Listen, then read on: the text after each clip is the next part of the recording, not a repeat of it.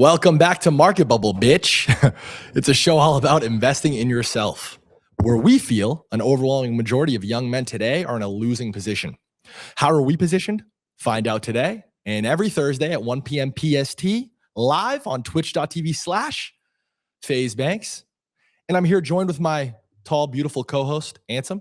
Yo, what's good, fellas? How we doing? And he is live on Twitter at the exact same time every Thursday.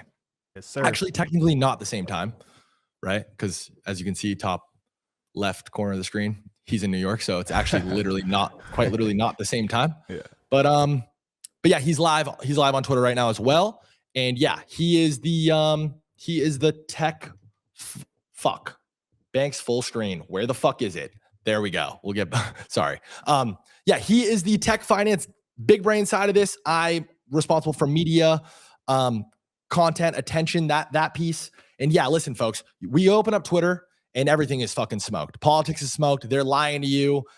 Dating is fucking absolutely fried. The incel rate is all-time high. Marriage rates are collapsing. And AI is coming for your jobs. It's fucking your wives. It's killing your kids. Okay?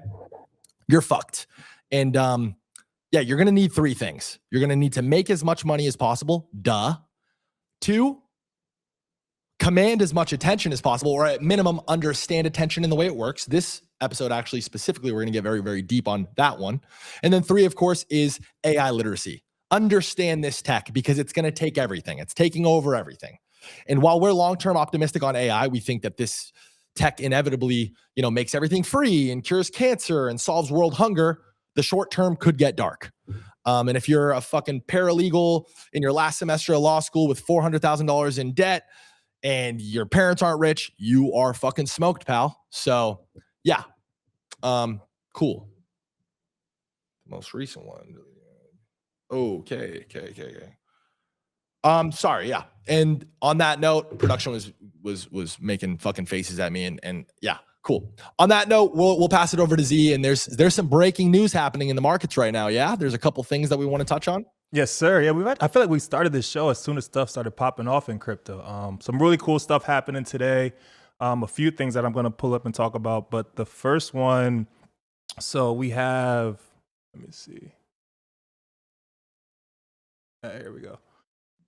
Yeah, so big announcement today from Coinbase, actually. So Coinbase bought the native stablecoin issuer on Hyperliquid, which is Native Markets. Previously, it used to be USDH. And now it's going to be Circle stablecoin, which is USDC. So the entire treasury TVL on Hyperliquid, which is around $5 billion, is now going to be supported by Coinbase and Circle. So this added an entirely new revenue line to Hyperliquid and also great alignment with Coinbase, which is one of the strongest US companies for crypto. They have all the regulatory advantage. Really great stamp of them stamping Hyperliquid here. I think people kind of see them as competitors because they offer a lot of the same trading things like trading spot, trading perps.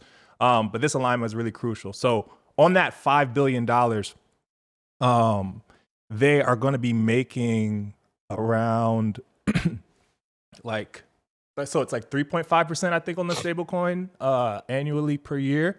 And with the way that they activated this on Hyperliquid, 90% of those revenues are going to go directly to Hype. So in the same way that Hype makes revenues from all their perps fees on traders, are also going to make revenue from all the stable coins that are on the platform, which is huge. So this added like around 150 mil estimated. I don't know one person yearly. that doesn't like Hyperliquid. Yeah, all their competitors, that's about it.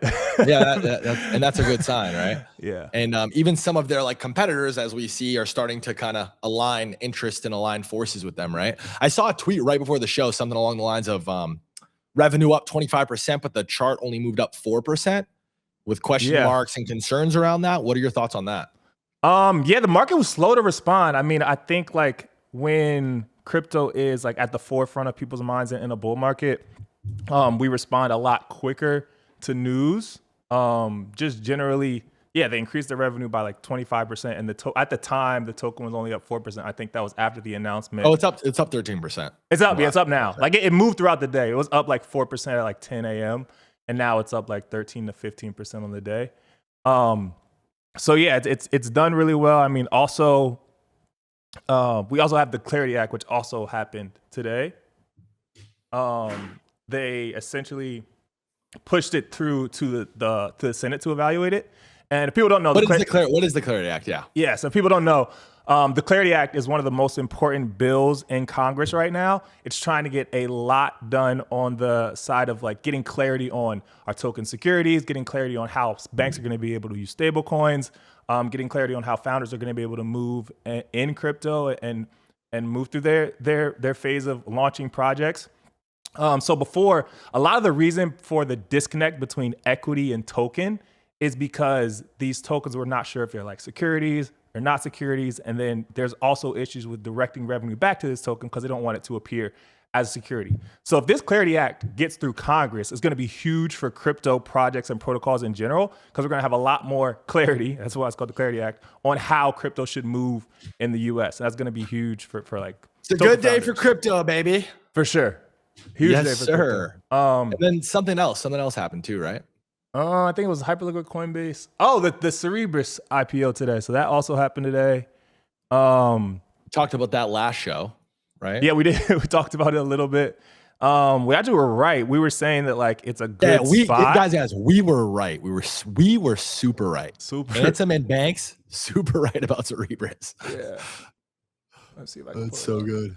Yeah, Cerebras. This is here on Bullpen. You can trade it. So what happened was, this IPO is one of the most hyped IPOs this year, an AI tech company that focuses on providing faster inference for all these models and these labs. And it was priced at, first was priced at like 115 a share. Then it was priced at like 130 a share. Then it was priced at 185, I think is what it closed at. So they raised $5.5 billion at $185 a share. And it was trading on Hyperliquid this entire time. So like since May 1st, when they knew this IPO was coming soon, you could have traded this as retail on Hyperliquid, which there's no other place you could have traded this before it launched.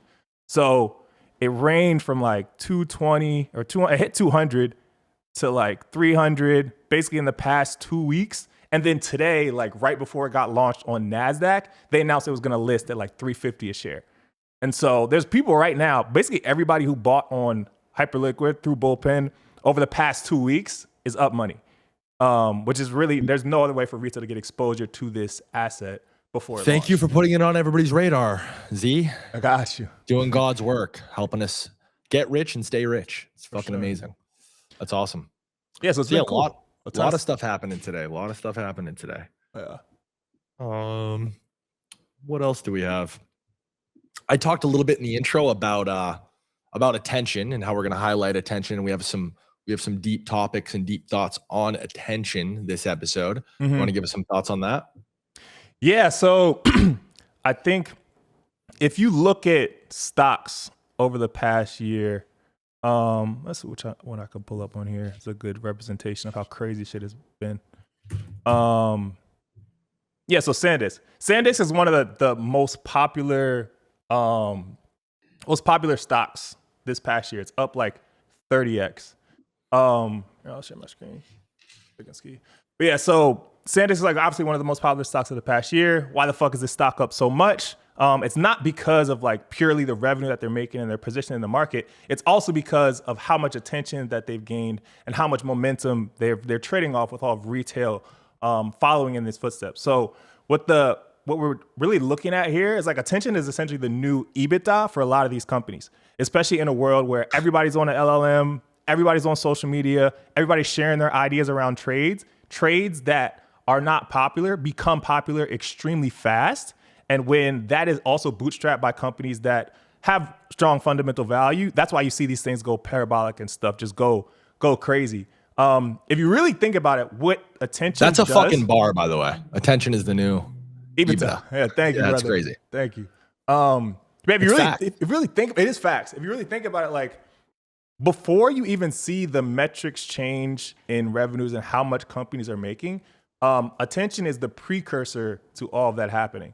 So like when ChatGPT dropped first in 2022, there were a lot of companies that benefited from ChatGPT and people using all of these labs, people using these models, but you didn't see it in the revenues yet.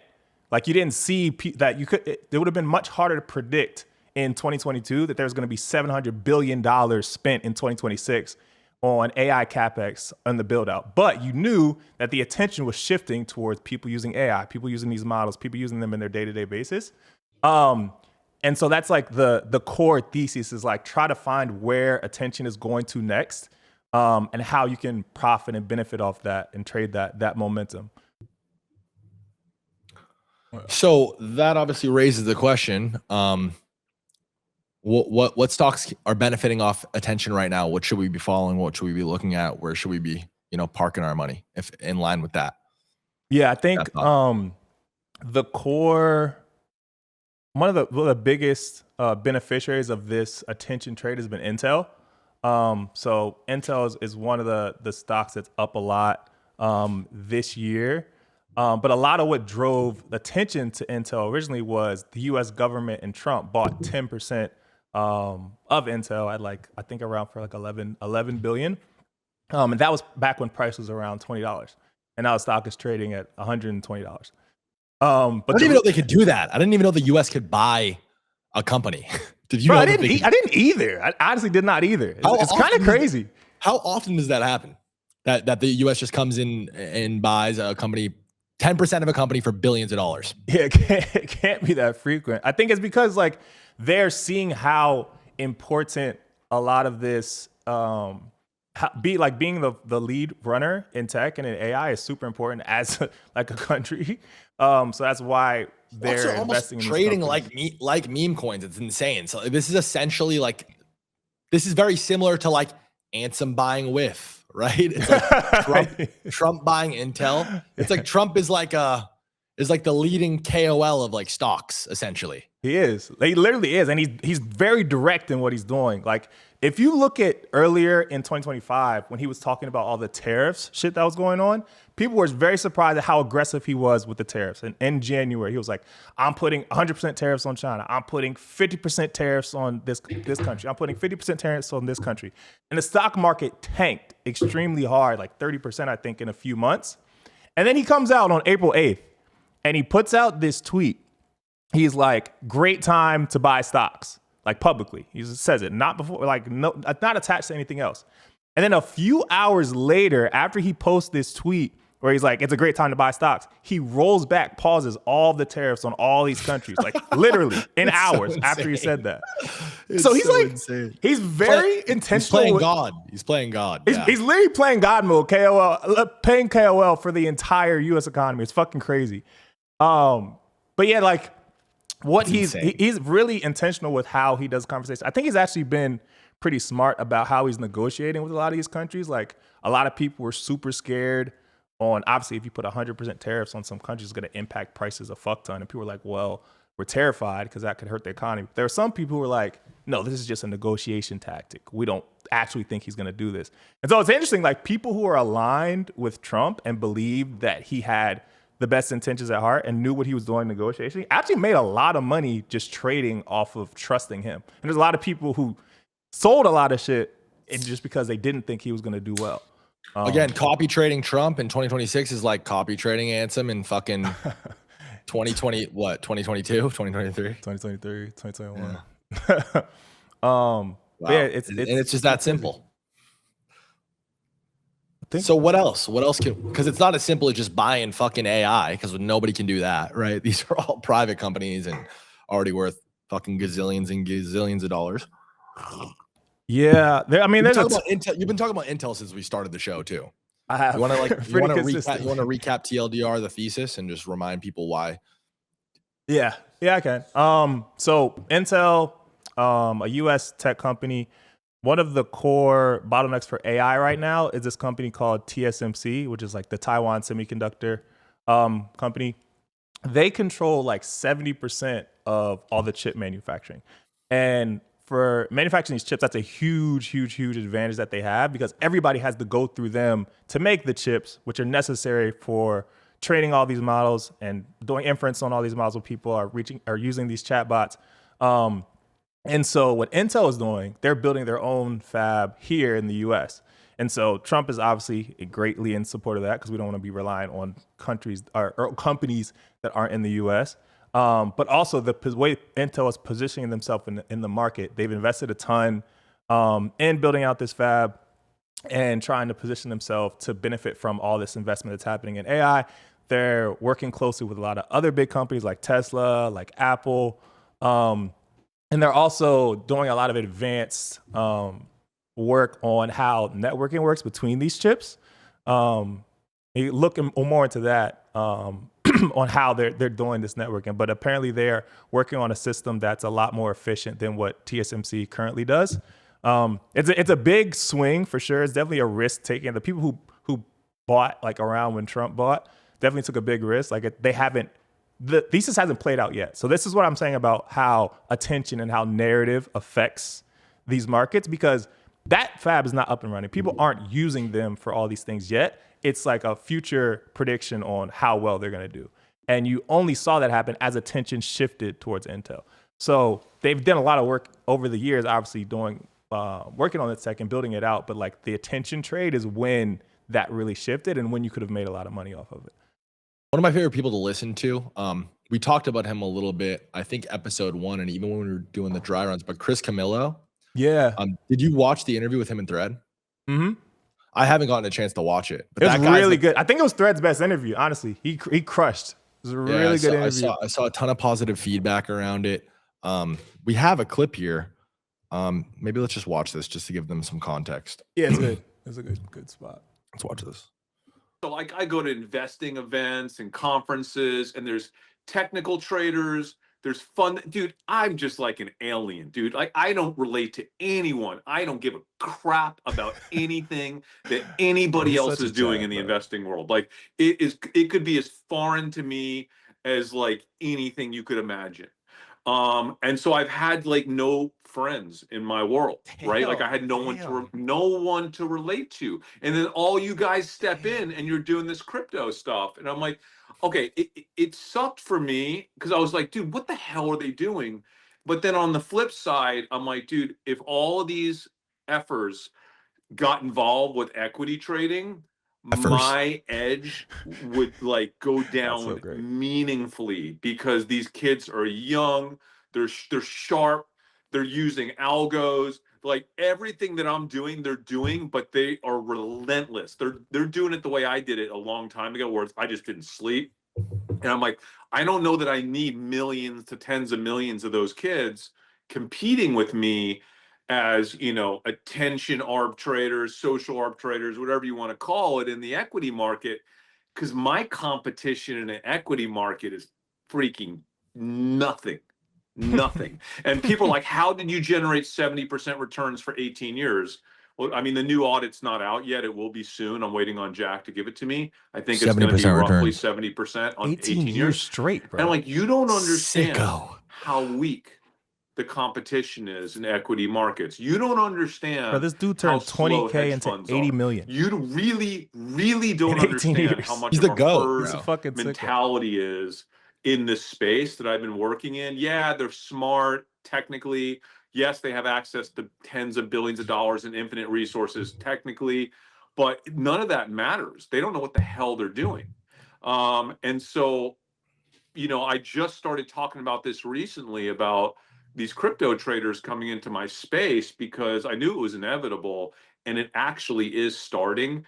And I'm more happy about it than mad, because truthfully, like my life obsession is to like fully democratize the investing landscape, have every human on earth enter, you know, the investor class, and having them be successful and having them truly understand and believe that they could be great at this. Because like no one fucking believes me, dude. Like every person is like, oh, what, the game is rigged. It's rigged against us. I'm like, dude, it's rigged for us, dude. If you're a retail trader, that's such a good take. Normal human, that's such a good that take. Like doesn't have to report to a conventional office on Wall Street every day with a bunch of suits and protect your job and like go by conventional research methodologies. If you're just normal and connected culturally to the world and can do whatever the hell you want, this market is rigged for you, not against you. And like nobody ever believes me when I say that. Well, Chris, we believe you.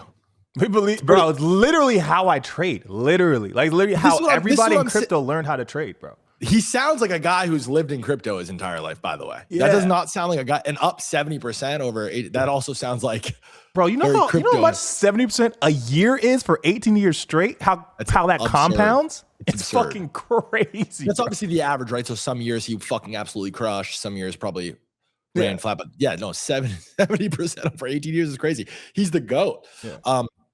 That's why I brought up the Amazon thing, like in that first episode, or it was a dry run or whatever. Yeah. No, this is like, I guess the question is like, is trading against attention and with the like narrative trading, like this guy, Chris Camillo, has basically, labeled himself as a narrative trader, right? And is like that the new meta? Is that the move? I mean, it's always been how like money flows through markets. So it's like what he talks about is a lot like the social arb thing he talks about. He's essentially saying that like you're gonna see these changes in social and in attention before you see the changes in the company's revenue. And he talks about a lot of scenarios where like he spends time on TikTok, he spends time on social media, and he's looking at what people are spending their time on, what they're interested in, and before it like hits the books on like before people report the quarterly earnings. Which happens after, like people report the quarterly earnings after all of this stuff happens. Like if a company has a blowout quarter, if you're tracking attention closely and paying attention to what people are looking at and what people are shifting their trends towards, you catch it before the stuff comes out. So I think it's honestly a very accurate way on predicting the future and how you should be investing. I think it honestly relates to a lot of the stuff that we've been talking about because you've been talking a lot about GTA.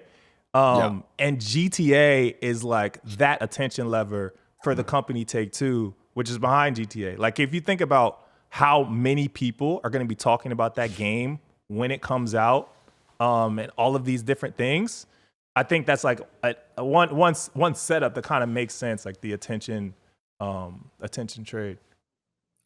This is something I keep saying, brother. I doubt that the way that stock is trading right now, I doubt people are taking into account for like how much potential GTA 6 has to make money. If people are just trading against Definitely not. EBITDA and just like how much money it's making, year to year over the last 10 years, maybe it makes sense. But as somebody who sees, the writing on the wall and knows where this game is going, you want to share this? Yeah, by the way? It's actually up like today. Is it up today? It's up today, like gapped up. I think this is honestly a good entry for Take-Two. We talked about it a couple weeks ago when it was like just reclaiming this area 210. So its prior highs was around 210 in December of 2020. It hasn't traded that well. Like it's been ranging here. It just started trending again, broke all-time high, and then came back down and retested. But I think right here is honestly a good spot to enter because I think it's about to go into price discovery. And you can pretty easily have a good like stop out invalidation around this level, which is the same level here, around like 200. I think it is a good spot. Brother, this game is going to make more millionaires than every other video game before it combined. Like I'm willing to take that bet and take that swing. And again, what's it trading at right now? 40 Bs, something like that. Somewhere around there. Yeah. And it's just like, I think that somebody jumps into this ecosystem and builds on this platform and establishes themselves or their company as $1 billion asset or value in GTA. So again, like it doesn't seem appropriately priced to me considering how much attention is the subject we're talking about. Attention is going to be on this game. I think it's going to fucking take over. There's a ton of shit around this. There's a clip that you actually linked me to. Yeah. I want to pull it up. Yeah, this is a good one. I have this friend who was one of the first guys to convince me that I needed to put a huge chunk of my net worth into crypto early on. And he was basically saying like, why aren't you 80% in crypto? And I was like, 80% is insane. And he's like, younger than you? He's like, this is obvious. He's like, what are you talking about? This is what it's going to be, blah, blah, blah. So he's been early on a few different calls with me in my life to the point where now when he says something that I find outlandish, I have learned through trauma of not fully backing his prior things that I should really pay attention. So he came to my house about a year ago and he was like, yeah, I'm thinking about putting together a hostile takeover of Take-Two Interactive. I'm like, Take-Two Interactive? What is that? Do they make video games? He's like, yeah, they make NBA 2K and they make Grand Theft Auto.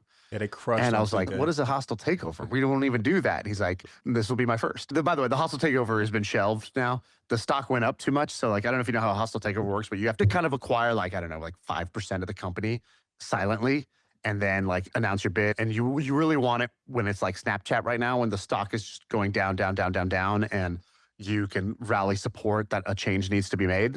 So he was raising, you know, $300-400 million to do this, but the stock went up. And once the stock popped, then there was like not going to be enough enthusiasm and the price went up and the return would go down on the activity. So there's a whole economy around this. So there's people who do content around this. There's people who create like mods and tools and data scrapers and guides. And then there's people who sell things in the game. We don't know exactly how the game's going to work, but the game might work like some of these other video games now where you can buy and sell in-game items. Might. Outfits For or something? sure. Yeah, like skins, guns, outfits, whatever. Bet like my life on different it. aspects of the game. And so there's going to be a lot of people who get wealthy off this. There's, you know, for example, in the last wave, when GTA 5 came out, these guys made this thing called NoPixel. So they created their own like mod version of the game. And they ended up selling it back to the company after it got really like mega popular. It got more popular than like the real game on Twitch. So I just think there's going to be a lot of opportunity for like, And where like typically you would expect a Rockstar / GTA to reject that and like send cease and desist. And you've seen this historically in gaming. Like anytime somebody tries to like break the game, whatever, it's like, no, you can't do that. Don't fuck with our shit. This is our IP. We own it. Rather than do that, Rockstar, I guess what he just said, I don't know if this is true or not, acquired them or a piece of them, but also just embraced it. Like there was a really big tweet around that where Rockstar was just like kind of putting their arm around the shoulder of NoPixel, which XQC, of course, owns a piece of, and some other like popular GTA streamers, whatever. But I don't know. He's speaking to this. There's something that I saw that I also thought was interesting on this subject. Yeah. Oh, no. Sorry. Give me 1 second. Yeah, here it is. This tweet, this graph, and you see the caption too. It's a negative caption. It's, I look at this Rockstar timeline monthly and get pissed. It popped off. It got 2 million views, 15,000 likes. Obviously, people relate to this. And most people would look at this and be upset. Like, fuck, Rockstar, what have you been doing for the last, 10 years? Me, I'm bullish looking at this. Because all this tells me is everything that we've been talking about. They are going all in. They're putting all of their eggs in this basket, GTA 6. Again, they have spent fucking 10 years building the game. And they've quite literally spent billions and millions of dollars building it. So again, like everything in line with what he's saying, it's just like, I don't think that the market's pricing any of this in. And obviously it's a traditional market. It's not just GTA. The ticker isn't GTA, right? It's like a fucking game, whatever. So I don't know. Again, Roblox is another one that's like kind of comparable to it. And it's like sitting around the same price. I can't imagine GTA not being at least 2, 3, probably closer to 5 to 10 times bigger than Roblox in terms of how many people are playing it and how much business is being done on the game. And yeah, that's what I would look at. Like, again, I don't know. Yeah, it's interesting. It's interesting stuff. It's super interesting. I never was a big GTA guy, to be honest. I play a lot of the other shit, but yeah, it's super popular with people. I can see how it's gonna attract a lot of eyes and a lot of attention. It's just like open world Second Life type of shit. You know what I mean? It's like it's fucking, you're a broke fucking bum, at home, and you don't have a life. You don't have many friends. You can hop on GTA and drive a fucking Ferrari and get your dick sucked and fucking kill somebody who's talking shit to you. You know what I mean? And it's all in good fun in GTA. Yeah, and it's historically, by the way, been the biggest fucking game. Like GTA, for as long as I can remember, all the trailers and all the content and all the output from Rockstar, it's always been like a record-breaking thing. Mr. Beast has talked about this. I think the most viewed video on YouTube is a GTA trailer. Is that true? Am I getting that right? Somebody maybe tell me. Yeah, is that true? I think it is. I think it's one of the most viewed, if not the most viewed video. But yeah, interesting. GTA, I'm obviously high on GTA. I talked a little bit in my pre-show about levering FaZe's entire brand and kind of going all in on this on some fucking micro strategy, Michael Saylor bullshit, where I just fucking completely, attach my brand and my business to this game and the success of this game. It makes sense for a lot of reasons. Maybe I'm just fucking delusional, but this is just one of those things. But I'll hand it back to you. I want to get back into the conversation about stocks and where your head's at as far as where the markets are at. Maybe pull up some some charts. Yeah. Talk about where you think things are at. But yeah, Intel, Take-Two. Yeah, some other stuff I've been looking at. I think with the AI trade, like a lot of it has been focused on the tech companies and then the chips and then memory. So those have been the two, I think, most popular ideas of the trade like the past few years or so. Obviously, there's been a fuck ton of spending. These tech companies are adding a lot to their bottom line revenue by spending by spending smartly on investing in AI. But what people haven't talked about as much for the US specifically is how we actually have like a lack of the amount of energy necessary to power all these data centers. Like we literally don't have enough energy right now to power the amount of data centers that we're trying to build to train all these models and do inference on all these models. So an interesting lane and area that I've been looking at is nuclear. So nuclear energy as an investment and as like a alternative to natural gas. And there's a company, I actually got this from Citrini, so I'm going to plug Citrini's platform here. But the ticker is Sols, and it's this company called Solstice Advanced Materials. And he did a really good write-up on it. If you guys don't know Citrini, definitely recommend you guys fucking with him. He does great research on stocks in general. They have a great team. But yeah, this play Sols, it spun off from this bigger company, Honeywell, and they are a key part of the system for nuclear energy. So you have mining, which is like you get the uranium ore from the ground. Then you have conversion, which is converting that ore into this hexafluoride, which is UF6 gas. Then you have enrichment, and then you have fuel fabrication. So Sols is a company that is the sole domestic supplier of conversion in the US. And so this is necessary for any like nuclear fuel chain that you need. And so they're in a really, really, really good position here. And I think if you believe that the U.S. is going to invest more in nuclear energy and more in that area, it makes a ton of sense for this company to do well and their revenue to inflect up over the next few years. And it's also a pretty good chart. Like it's interesting because it's spun off from a bigger company. And so it's like, doesn't have that much price history. I'll pull it up. Yeah, it's interesting. Yeah, this is the chart. So this is at like 86 right now. When it spun off, it touched 40, and then it's up like 2x over the past few months. And it just recently broke out the all-time high and is retesting its prior all-time high. So I think it's in a good spot technically. I also think it's a good spot fundamentally. And yeah, it's one of the things that I've been looking at and trading. So yeah. So you mentioned uranium. I saw a tweet from you actually along the lines of copper, lithium, uranium. I saw copper broke all-time highs. I'm assuming the other two are in line with that. Yeah.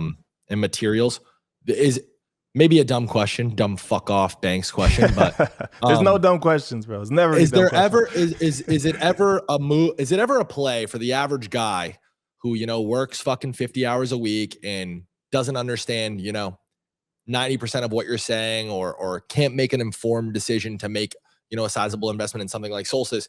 Is the play for that guy ever just to fucking DCA into copper, lithium, and uranium? And that's kind of the AI bet? Yeah, you could say that. I think that, those three have three different theses for like why they would do well. Copper is important because it's needed for the wiring between all of these chips. Lithium is important because it's important for like the EV batteries. And a ton of other like tech and electronic things. Uranium, as we know, is key for like nuclear.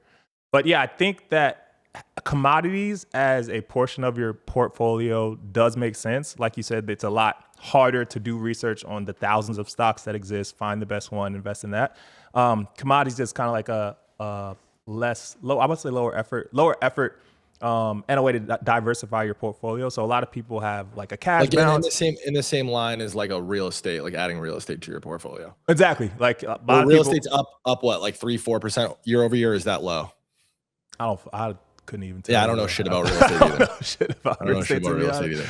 But yeah, most people typically have like a cash balance, savings balance. They have like low risk plays, which would be like the indices, S&P 500, NASDAQ, the Qs, QQQ. Or like the large tech companies, which are really hard to fail, like stuff like Google, Apple, Meta, Amazon.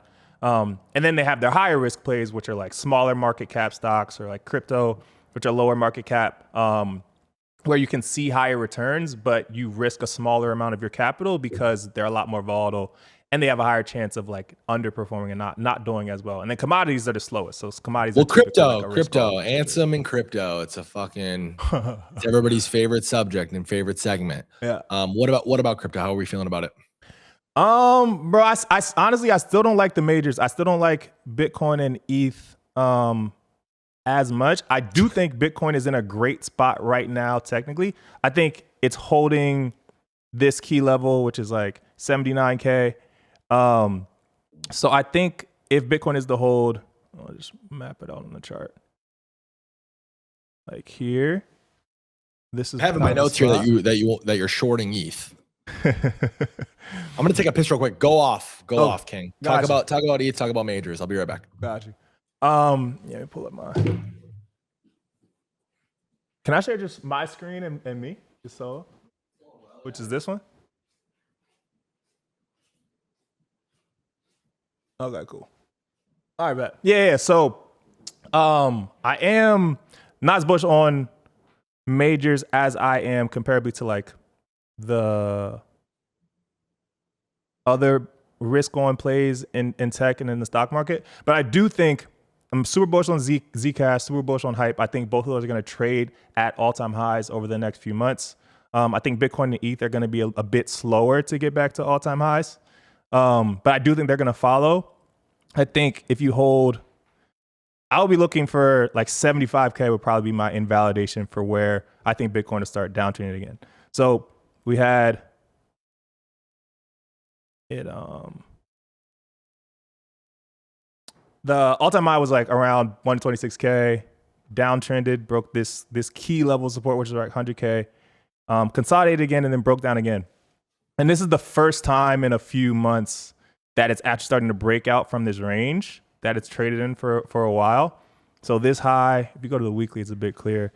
But this high, this weekly candle was like the capitulation candle. So it hit 60K. It hasn't touched 60K since it ticked this, but it's been stuck in this range between like 60K and 80K since February.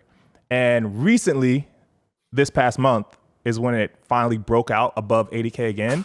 And then this range high and like this demand level is where I would say is important for Bitcoin to hold to continue trending higher, continue going up. I mean, stocks are in a fucking raging bull market. If you look at the S&P, if you look at NASDAQ, if you look at the Qs, it's literally just straight up through all-time highs. I think my best way to describe this is like, if you were looking at Bitcoin as your core risk on trade, if you're a crypto trader, you only trade crypto, don't really trade stocks, and Bitcoin was your like core asset to look at, I think you can do the same right now with NVIDIA and Google. And that should be like your barometer for how you should be comparing your, looking at just risk on in markets in general. Like if you look at NVIDIA, I actually was super wrong on this. I thought it was going to break down here around like April. And that literally was the bottom tick. But this chart is pretty evidently the key indicator of what people are looking at for risk. Like if you look at NVIDIA compared to Bitcoin, it's pretty fucked up. I'm gonna do it side by side. It's insane. I mean, you look at NVIDIA next to anything, it's pretty fucked up. It's fucked up. It's pretty fucked up. It is. It's what is it, literally 5.5 trillies? Yeah, 5.5 trillion. My God, man. Let me touch 0.001. I know, right? Dude, what the fuck? Yeah, so I mean, this is the best side-by-side comparison I can do to show like how AI has just outperformed crypto so much. I think if you look, Bitcoin's all-time high in 2021 was 69K. NVIDIA's all-time high in late 2021 was literally $40, and now it's at $235. So it's like 7x from that high, and Bitcoin is basically. No wonder everybody in crypto is fucking mad and crying all the time. It's like, it's fucked. Can you blame them? It's fucking insane. It's fucked. I am super bullish on crypto as a technology. I do think there's a lot of startups that are going to emerge out of crypto over the next few years and going to do really well. Like I think there's going to be a lot of innovation there. But I think just for like majors, Bitcoin and ETH in general, I think that they're going to underperform. They're not going to outperform in the same way that they did over the past decade. Like Bitcoin. So you heard it, folks. You heard it from Ansem straight. We're not touching Bitcoin and we're shorting Ethereum. Ethereum's fucking trash. Yeah, right? I think Ethereum's a good hedge short for a while. But yeah. I told you that I had this. It's like a little antidote. How do you say that word? Antidote? I'm fucking. What did you say? No, not antidote. Antidote is like a cure for something. Antidote, like an experience from your own life or an example from your own life.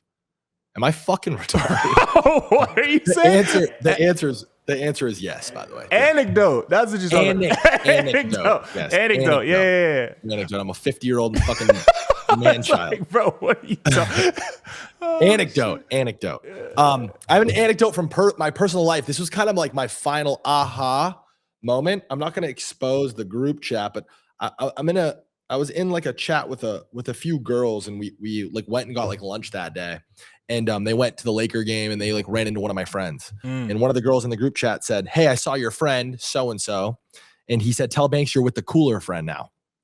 And I'm like talking shit back and forth. I'm like trying to articulate how this guy is not cool. And I say, "Kid's about as cool as a whore in church." And I'm just firing these off. I said, "Kid's about as cool as Axe body spray. Kid's about as cool as buying bottle service at Poppy," which we love Poppy, but like bottle service, sign service in 2026 is fucking not cool.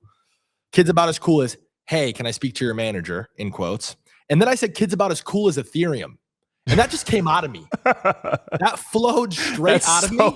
And I'm typing and firing these off the top. That's so fucked up. And I've realized I don't own any Ethereum, but I have a 7-figure CryptoPunk position open basically. And I'm just like, fuck, man. I'm like, it was kind of like my aha moment of just like, this Ethereum is fucking, might be the least cool asset on earth. Yeah, bro. I mean, and you see all the memes too of like the haircut, like the Ethereum haircut versus the Solana haircut versus the Bitcoin haircut. You know what I mean? It's like, it's always just Vitalik also too. I mean, the only thing keeping that motherfucker's aura up is his fucking hammer. This guy has a piece. That's it. Thank God, by the way. Thank God. If Vitalik had a little dick, ETH would be at fucking $200 right now. That's so fucked up. It's insane. It's fucking insane. This shit has been, bro. I saw a tweet about like, if you went into a coma 5 years ago, it's like Ethereum's at fucking $2,300. It's the same price, bro. It's the same price. It's the same price. You accidentally had, fucking $100,000 in ETH 5 years ago. You went into a coma. The first thing you're going to ask when you wake up 5 years later is, holy fuck, like, how much is that worth? Yeah. It's like, bro, it's still 100, man. It literally hasn't moved at all. I mean, it's tough because I think what happened in 2020 and 2021, I don't hate on ETH too. I think ETH was super important for the development of crypto and smart contracts. And just like L1s in general, moving money on chain, they were revolutionary in having the first platform where billions of dollars literally came on chain through DeFi and a lot of other protocols. But what you have to look at in tech, in a field as crypto, it's like super innovative and on the forefront. It's really easy to get disrupted. And like even in the early 2000s, there were a lot of tech startups that did really well. And there were a lot of tech startups that failed completely. So like if that bubble in early 2000, 2001, 2002, there were teams that like if you look at Yahoo and Google, for example, Yahoo at the time, they were like probably like neck and neck on how popular they were as like a search engine. And if you look at Google now versus Yahoo, I mean, Google is by like literally the number 2 company by market cap globally. And Yahoo's obviously Yahoo's a little fucking chocolate milk drink that you can get at 7-Eleven. Exactly. So I think ETH is Yahoo. That's my take. I think ETH is Yahoo. It's going to be that equivalent. They just have a lot of competition from Solana, from Hyperliquid, from a lot of other chains, from a lot of TradFi entities coming into crypto. What's Hyperliquid in this metaphor? Amazon. Yeah. Amazon. It is. There's actually an interview. Your face, you saw his face. I said something smart, chat. Holy fuck. No, there's actually an interview. Jeff, the founder of Hyperliquid, he wants Hyperliquid to be like the AWS infrastructure for all of finance. So that's literally what they're trying to do. Bank said that's a great take. Smart. I can walk away. I can walk away happy from episode 3. That's a great cool. take. Yeah. So enough about ETH. ETH is trash. Hype's amazing.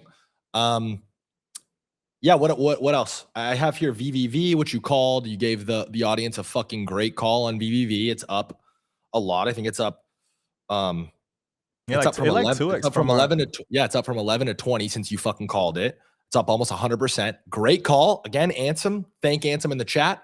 The fucking 5 people that had the balls to go fucking make that trade. Congratulations. He magically and mysteriously 2x'd your money. Thank you, Z. You want to talk about that a little bit? Yeah, I'll VVV? talk about VVV. That's what we're supposed to talk to today. Fucking Eric Voorhees. Guys, go tweet at him and tell him fucking next I know. week, man. We were supposed to we were rip it. so excited. We were so excited. Yeah, we were with a ton of good questions lined up for him. We'll get him on. Couldn't do today. We're going to get him on later. But yeah, Venice is one of the interesting areas in crypto right now. There's been a lot of, I guess, discussion around what projects at the intersection of crypto and AI are going to do well. And so Eric Voorhees, which is the founder of Venice AI, he is one of the that platform is one of the most popular crypto AI platforms right now. So Venice is an AI platform that essentially is the same way that you use ChatGPT or use Claude as a chatbot to go back and forth. Venice is that, but they have a ton of different models on the back end that they use. Some are open source models. Some are the most popular state-of-the-art models. But the differentiator between Venice and these other platforms is they keep all of your information private. And so a lot of people have concerns around how much access these labs have to all of the information that you're giving you. So Venice, their main attraction goal is that. And they have like, I think 2 million users. I think they're doing like 50K daily actives right now. Yeah, the token went from like 11 to 20 last week, and now it's back down again. But I think it's going to be one of those areas that could continue to do well in crypto. Another area that is specific to crypto and AI that is trying to solve a big problem is how little compute that we have available for inference. So the reason that you see all these big tech companies and all these labs investing so much right now is because these models take a fuck ton, eventually a fuck ton of investment to run and do well, but there's literally not enough GPUs to power all of them. So there are a lot of decentralized compute platforms in crypto that are trying to address this issue. I think probably the biggest one is Akash. Akash. I don't know if it's Akash or Akash, but that's one of the protocols working on that. There's another protocol that is attached to Venice, which is like Dolphin AI. They're also working on a similar solution, trying to solve that problem by addressing or by utilizing idle GPUs that people have, pooling them together, and then allowing these models to use that pool of GPUs for inference. And their main partner that they're going to work with, I think, is the Quinn open source model. I want to say it's from Alibaba. But yeah, there's a ton of opportunity there for coordination of compute and crypto. And it hasn't really been solved yet, but it's definitely an interesting area to look at. It's one of the most popular. We were going to talk about Pod/Dolphin AI with Eric, right? Yeah, Venice. So Venice and Dolphin. Dolphin is the provider of the uncensored model that Venice uses. So Venice has if you're using the Venice platform, you can use Claude, you can use some of the ChatGPT models, but you also can use an uncensored model, which is the one that Dolphin AI provided. And the censorship piece is interesting because a lot of like ChatGPT, Claude, all of the big labs, they have very strict rules on what you can ask and what you can say to the models. Like if you were like, they're censored very heavily. Very heavily. Like If you were to say anything that's kind of like off kilter that made them. What do you think is the worst religion, or who do you think is my fucking gayest friend? That's actually another. There's the word of the day. And anecdote. There's another anecdote from my own life. I asked Claude this question, OpenClaw. I said, out of all the people that work for me, who do you think is most likely to be gay? We were talking like amongst ourselves, like with the team, just joking, who we thought it would say. And it wouldn't answer it. It was like, I can't say that for legal reasons, X, Y, and Z. But it was funny. Yeah. You ask Dolphin AI and it's going to tell you. Yeah. I mean, it's interesting because one is like how we're not in any control of what that censorship is and what they're telling the models not to say. And so it's like, who has the power and who gets the influence to do that? And I think one of crypto's core tenets that's really important to crypto is like not having to rely on some centralized entity on what you can and cannot do. Like they want the technology to be free and open to everyone. So uncensored models are kind of one way that crypto is looking at doing that. And then there's one final thing I want to talk about in crypto before TJR is coming on. He's gonna fill the spot, and he's gonna be on in 7 minutes with us, which is cool. I know he's a friend of yours, a friend of mine, and a friend of Polymarket, so that'll be fun.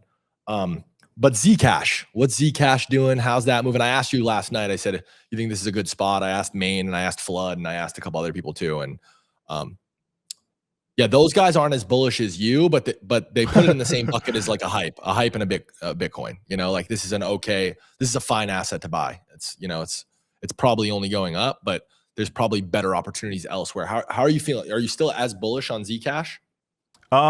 It's got covered in Wall Street Journal. Yeah, it did today. Actually, I'm gonna pull up that that article. I have it here. I'll do it. I have it. Yeah. Right here. It's a more secret version of Bitcoin, and it's on a tear. Yeah. Whoa. I think Zcash reminds some of Bitcoin's early days, but some see its privacy features as a red flag. Yeah. I might need to cop the fucking sub for that. But yeah, I like Zcash a lot. I think that the reason Zcash has gotten so much attention right now, there's a few issues with Bitcoin. Bitcoin right now is facing issues with quantum. They're not a quantum resistant platform. Google thinks that we're going to have issues with quantum a lot sooner than we previously thought, like somewhere around 2030. Two is Bitcoin is not private, obviously, as you know.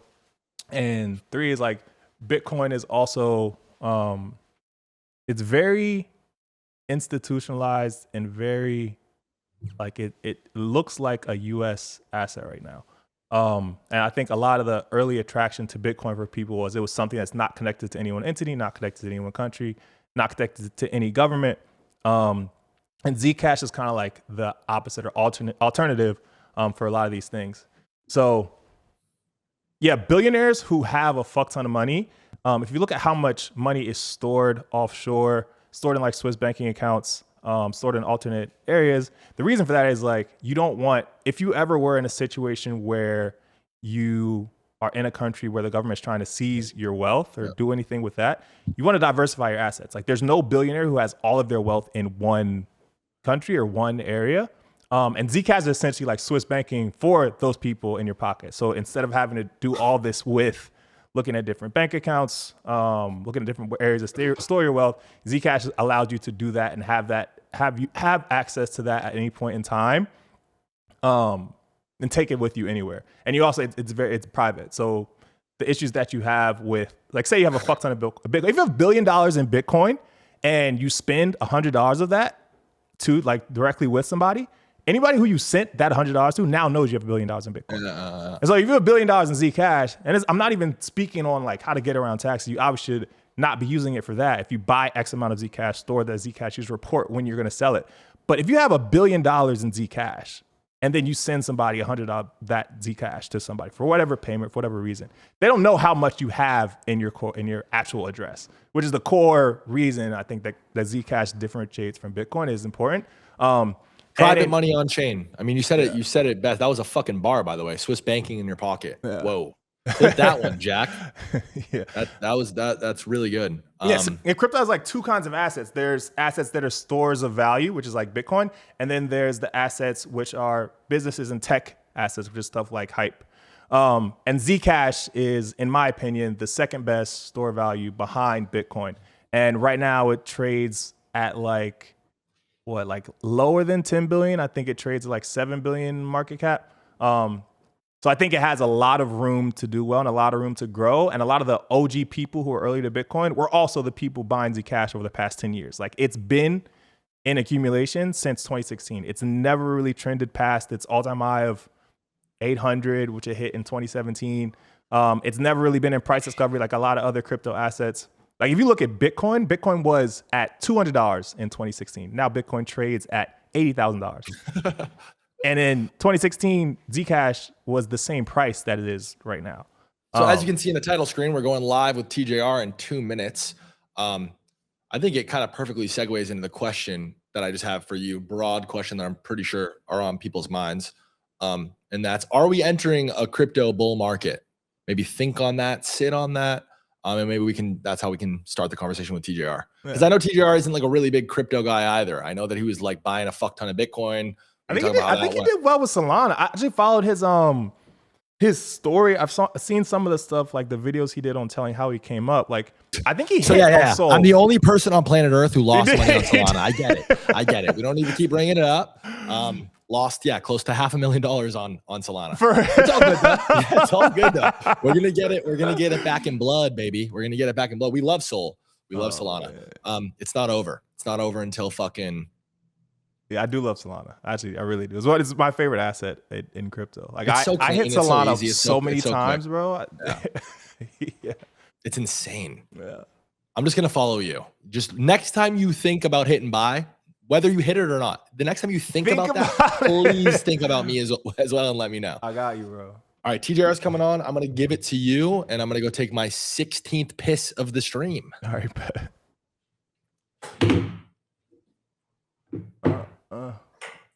Guys, can I get a water? What's good, lads? How we living? How we doing? How's it going? You guys liking it? Yeah. Let's see if I can pull up chat.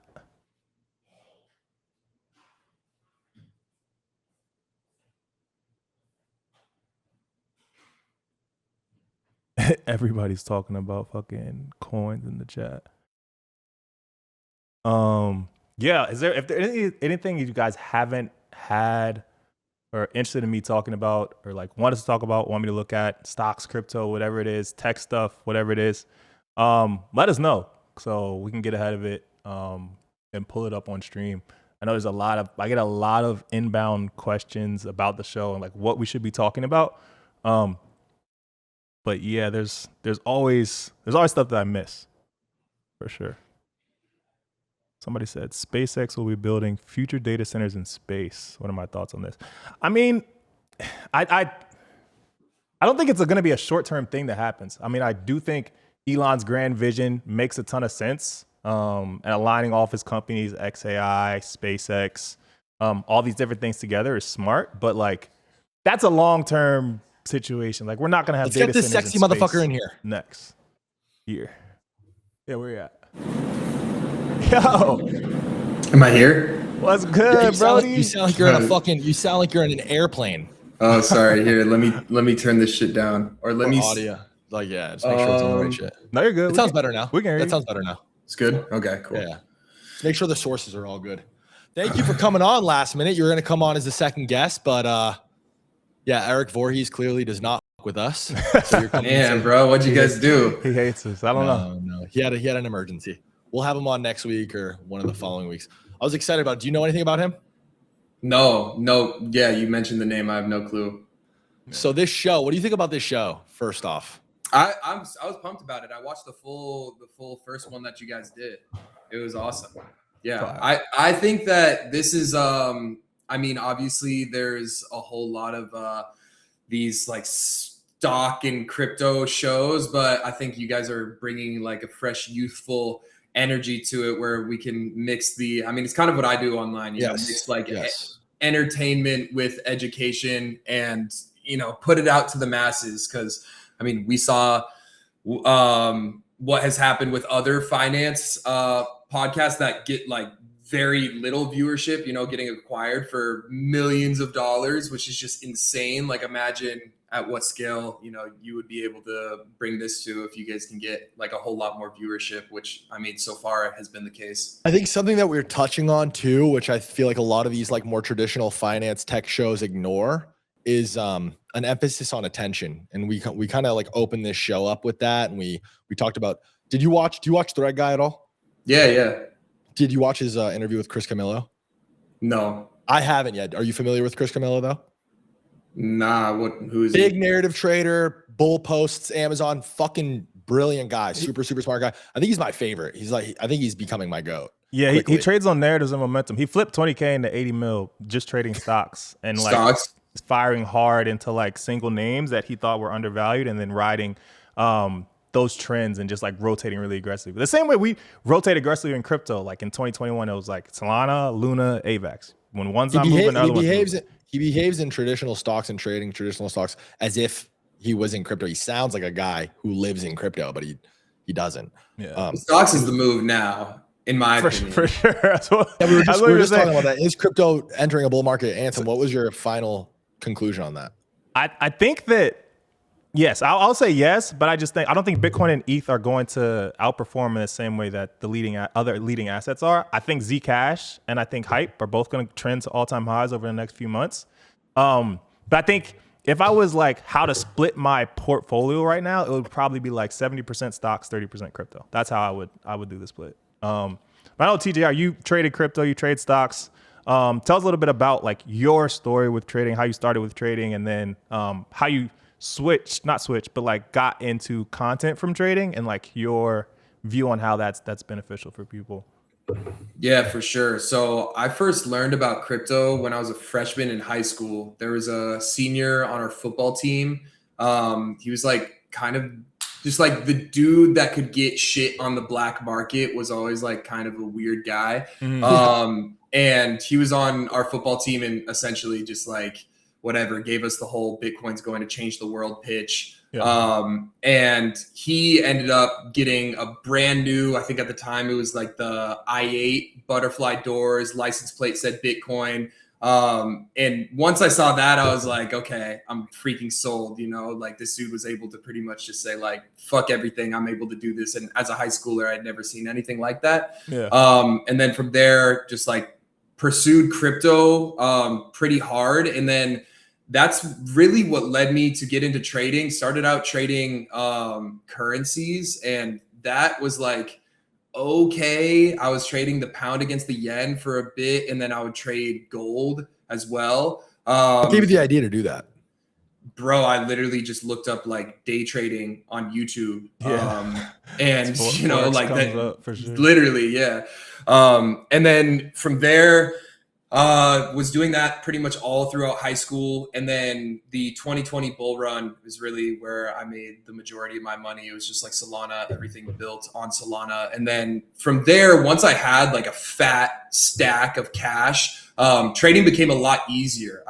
I'm sure a lot of you guys can maybe relate to that, where when you no longer are trying to like forcefully make trading work, like you need it to pay rent or put food on the table, it becomes a lot easier to trade because you're not so worried about the risk. You're not nearly as emotional or as emotionally connected to the money that you're risking. And then from there, I gradually switched over to just trading equities and doing futures. So now I only trade the S&P 500 and NASDAQ, and I've been doing that for a while now. Only ES and NASDAQ for like the past 2.5, 3 years.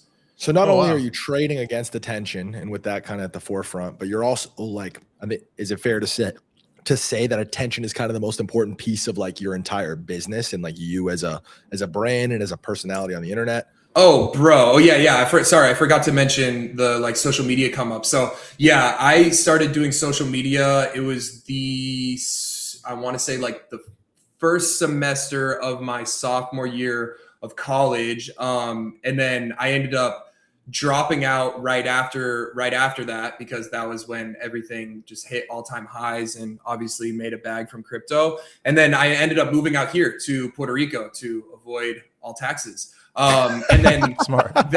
Smart. Yeah. So that is, moving to Puerto Rico is really what like really kicked off my influencer career, because I, wasn't really living in like a college town anymore. And I wasn't really like constricted to other people's opinions of like, and let's face it, what the fuck else is there to do in Puerto Rico, right? So it's like, no, genuinely, like I got out here and I looked around, and there was the only friends that I could make were 50 years old or older. And it was like, okay, what are these guys doing? They're working. So I only trade for an hour and a half, 2 hours in the morning. So I might as well make TikToks and YouTube videos on how to do this shit.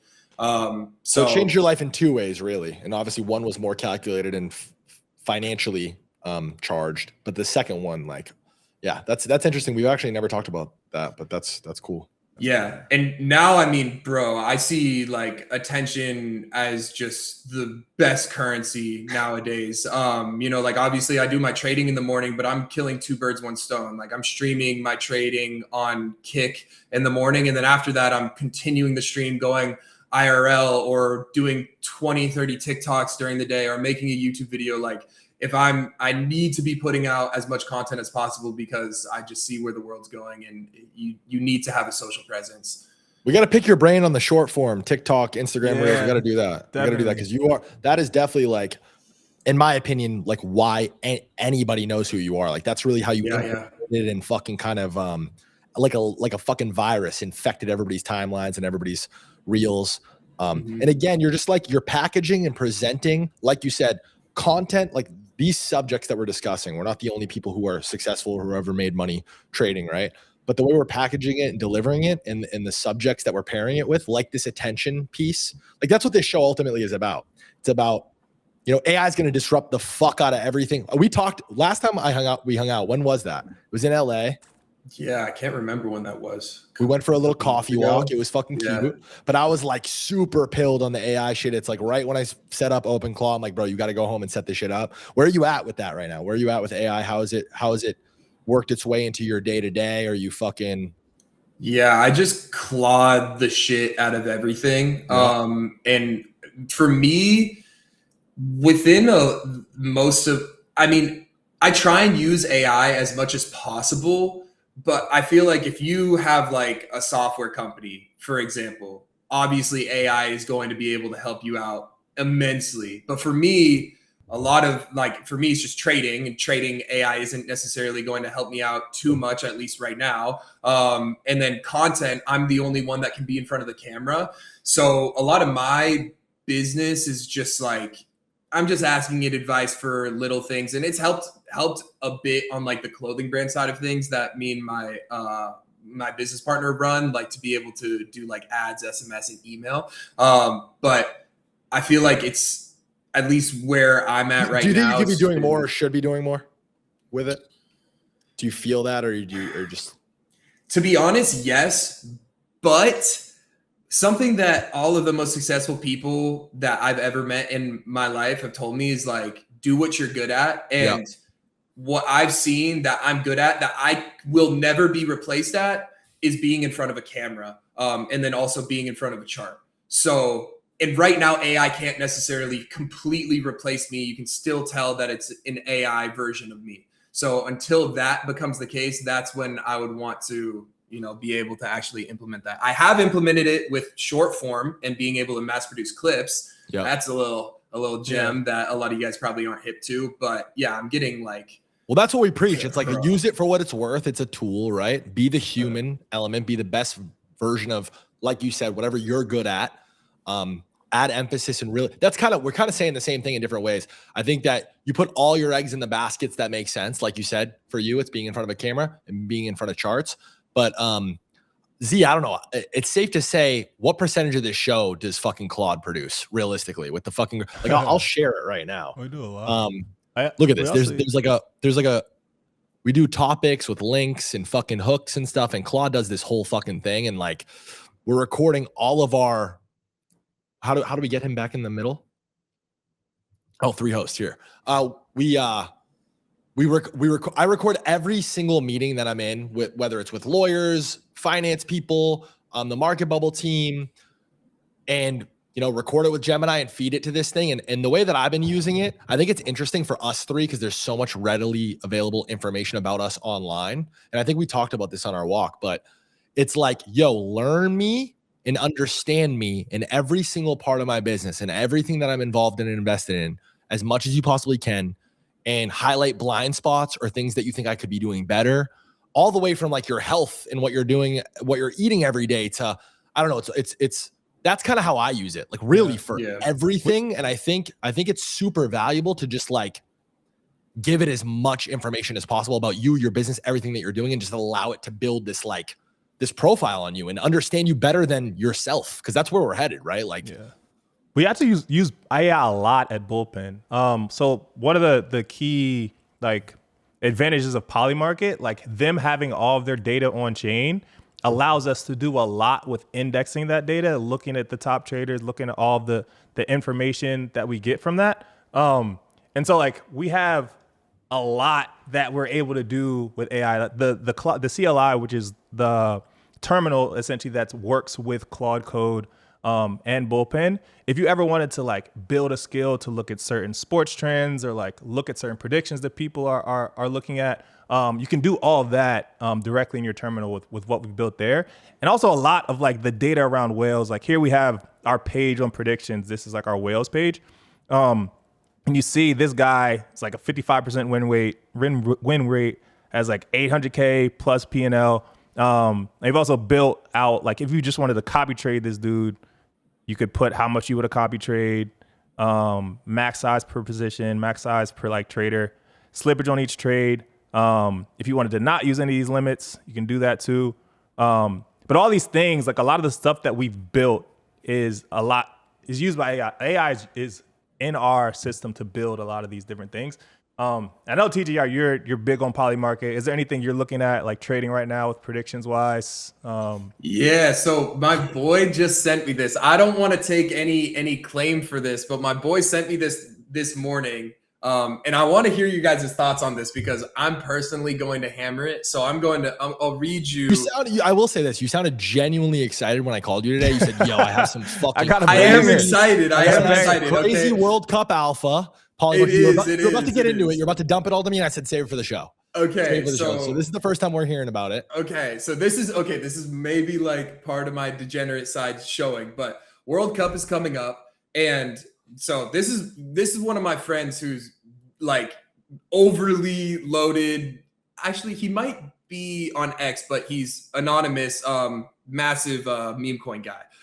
So he said essentially you're able to buy $1 for 80 cents right now on Polymarket via the World Cup. So he says you pretty much, I'll just read this word for word, on the top 8 teams on World Cup Polymarket, you buy the same amount of shares for each of the teams. And the theory is that by buying the top 8, you're buying around pretty much 80% of the market because odds that one of those teams doesn't win the World Cup is very fucking slim. Less than 20% for sure, surely. Exactly. Right? So you're buying more than 80% of the total market. This could be a banger. That's what I'm saying. That's what I'm saying. It might be a banger. Okay, really so again, you're assuming that one of the leading 8 teams is going to win, which would cash out at $1. So if you buy the same amount of shares across all of the top 8 teams, then again, if you were to risk $30,000, you would essentially be able to make $6,000. It's not anything crazy, but again, what are the odds of not one of the top 8 teams winning? No, it makes perfect sense. The World Cup. So and again, I'm personally hammering it. I think I'm gonna take this, bro. Because the top that makes sense. The top 8, the top 8 teams. Mm-hmm. Bro, I don't know shit about soccer, bro. I'm Neither way do more I. on the football. No, but what you're saying side. just logically makes perfect sense. And these opportunities obviously exist in sports. Like you can fucking slam Serena Williams to win her fucking 150th consecutive tennis match. I actually have here's the fucking word of the day again. Anecdote. Real life. My friend back home, degenerate gambler, slammed some Serena Williams tennis thing. Like that's where he was at. $1,000 to win fucking $50, but it's like so guaranteed. And he actually ended up losing. So there obviously is still Wait. He It lost? was way worse than that, bro. He lost like 20 bands doing that. 1,000 to win 50? I'm making up this number. It was closer to probably 20 bands of money that he didn't have to win probably a couple racks. Wow. But in his mind, it's just like, let me farm this quick, easy, $1,000. But but the 20% discrepancy is fucking crazy. Like that's probably the real odds of that. If you ask fucking Claude, I mean, I can do it right now. I wonder selling what dollars for I'm 80 gonna ask cents, Claude. I'm gonna guys. ask Claude right now. I'm gonna ask Claude. Yeah, that is interesting. I mean, the thing I think with Polymarket and predictions, because they're so new and because there's not a lot of volume on them in some certain markets, there's a lot of inefficiencies that retail specifically can take advantage of. It's kind of similar to what the Chris Camillo guy was talking about. It's like there's areas where if you're not a large entity that needs to trade like billions of dollars, there's certain areas in the market where you can be better than a fund is. And I think it's the same thing with prediction markets. There's a lot of areas that you can trade where you might just have an advantage. You have more knowledge on that certain topic than somebody, or you see something that moves slower than something else. Like a lot of people have made bots specifically for tailing people that are doing well, or tailing or adapting to changes in other markets that like Polymarket's not the first for. So it's definitely an area you can make money on. That might be a little money glitch, brother. I might have to slam that as well. What's the I might have to slam that as well. 100 bands, win a quick 20. It's like guaranteed. That's what I'm saying. That's what I was thinking. Like, yo, risk 100 rags. 100. Yeah, that's fire. Oh, we might have lost them. Yeah, No, sorry, my fucking. Isn't the World Cup in New York? It's here, right? It's in the US. Yeah. It's in. I think some of the games are in. It's in New York, right? Wait, hold on now. Hold on. There's one in Miami. I know that. It's saying 20%. It's odds.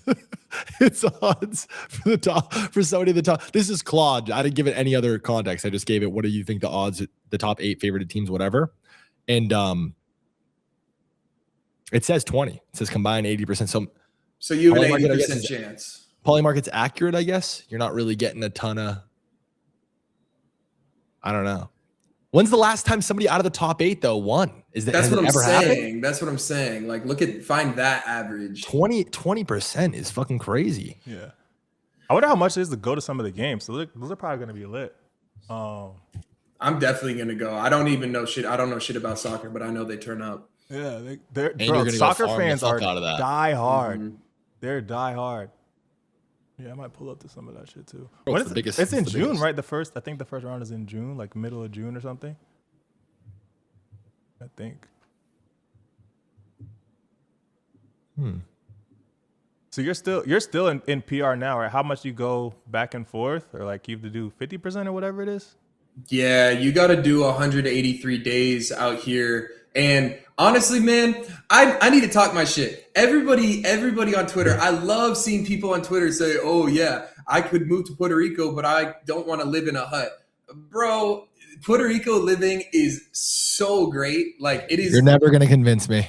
It's so good. Have you bro, come to Dorado Beach. Come to Dorado Beach. I'm sure I could enjoy. I will come visit. I could enjoy.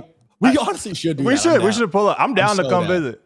Puerto Ricans are sexy as fuck too. Puerto Rican girls are sexy as fuck. That is true. I'm sure I could enjoy it with you. You obviously have a whole fucking home base. You're talking about buying fucking Ferris wheels and shit. You're like buying up real estate and business in Puerto Rico. Okay, so for context, they just extended the tax act to 2055. Originally, it was going to end in 2035. So first of all, you have to understand that my income, I'm making double what everybody else. If they're making the same amount as me, I'm making double the amount as them. And then not only that, I'm able to make double from my investments because it's 4% federal income tax. So I'm still paying a tiny bit, but then 0% capital gains. So how do you expect anybody that's making the same amount of me in the States to be able to operate at the same level? It's just not possible. And I also look at all of these billionaires that are living here. If they can justify living here, I sure as hell can justify living here. And I think it makes perfect sense for you. I think it makes perfect sense for you. And honestly, I'm really fucking sold on it in regards of like you and your life, just based on kind of learning and discovering that that's really what pushed you into content. As heavy as you're in it, like being bored is a good thing sometimes. I mean, right now, like I've isolated myself the last year, not in like a depressing, dark way, but I've decided to spend a lot more time on my own with myself, and it's been great. It's been very productive. I live alone now. And yeah, I mean, being bored and having nothing to do and being in your head in grind when mode, it's in a good way. Being in grind mode is a good thing. Wait, so when's your number on when you would leave though? Like there has to be some number where you're like, okay, I don't need to be in Puerto Rico anymore. Cause like, if you like, you plan on settling down there like forever, or like you want to? Bro, there's one of the best private schools in the country in my freaking neighborhood. For real? Like, yes, bro. So if I have kids, I know exactly where I'm sending them. Oh, you're really serious about the Puerto Rico shit, for real? Brother, when I said he bought a Ferris wheel, he's like buying business in real estate in Puerto legendary, Rico bro. actively. That's fire. Yeah, like, I mean, obviously, I think the only thing that I have with Puerto Rico is the days. Like, I love having this being my primary residence, but I would just like to travel a little bit more. Like, if I could only spend like 4 months here, that would be best for me. So honestly, I think, bro, I love life out here. So I honestly never really imagined myself leaving this as my primary residence. But if I say whatever, I want to have a house in like Orange County, which I love Orange County, then, you know, maybe once I hit a certain number or what I personally, I don't really know what that number is. But it would have to be a lot, to be honest.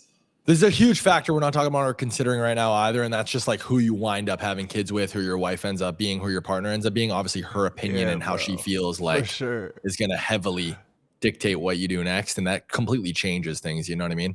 No, for sure. It's interesting. But you can't tell me that, like, okay, so you live in LA and then Ansem, where do you live? New York? In New York, yeah.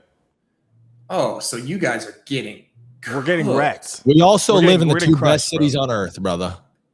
That I can go and visit for half the year and I can still get tax advantages, bro. Like, you know? Yeah. So you're not telling me, okay, I'm here to pitch you guys. Like, you're not telling me that you don't spend at least half of your year in an office or working. This last year, maybe, but my whole life, no. And I don't know, man. Like, it's whenever I think about this, I like waking up and I like walking through Beverly Hills and I like fucking my little routine and I love the weather and I love the people. I have a whole life here. You know, I have a company and employees here. I built an entire life for myself, which is why I worked so hard, was to build this foundation and this life. That's like the loop that I get stuck in. I'm like, see, that somebody like you, that's the most difficult thing for people. I left a place that I had no attachment at all. You know, I was leaving like Salt Lake City, freaking Utah, that I was just like, dude. I will say this, the first original FaZe house, we all moved into a house in Long Island because it was close to the sponsor that was paying for it. This is before any of us made any sort of bread. And we lived in a house in Plainview, Long Island, and we never left the crib. We sat in the house all day and played Call of Duty and CSGO and made fucking YouTube videos, and we could have did that anywhere. And it was one of the most lively, engaging, one of my most, it's a chapter of my life that I cherish. And I think part of it was I wasn't leaving anything behind. I was like trying actively to switch it up, and I was with who I needed to be. I don't know. Yeah, I love New York, bro. I'm not going anywhere. I'm not. Yeah, New York's great for sure. New York is one of those cities where you just like everywhere you go, if you travel, like if you stay there for a certain amount of time and you come back to New York, I was like, yeah, there's no city like New York, no matter where I go, literally. So yeah, I'm not. I agree with that. New York is amazing. Every time I go there, I'm like, damn, this is the city for sure. Okay, so breakdown. I didn't catch the beginning of this because I was busy. What were you guys talking, like stocks and crypto wise? Yeah, we're talking about stocks, talking about crypto. We were talking about ZCash and Hype. We think those are like the two best crypto trades right now. Hype's been doing great. Hype's crushing it, bro. Hyperliquid's an amazing. My product.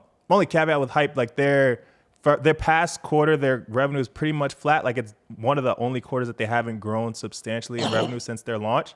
But they've done an amazing job with implementing stocks trading. So like before, obviously they had perps for all of crypto.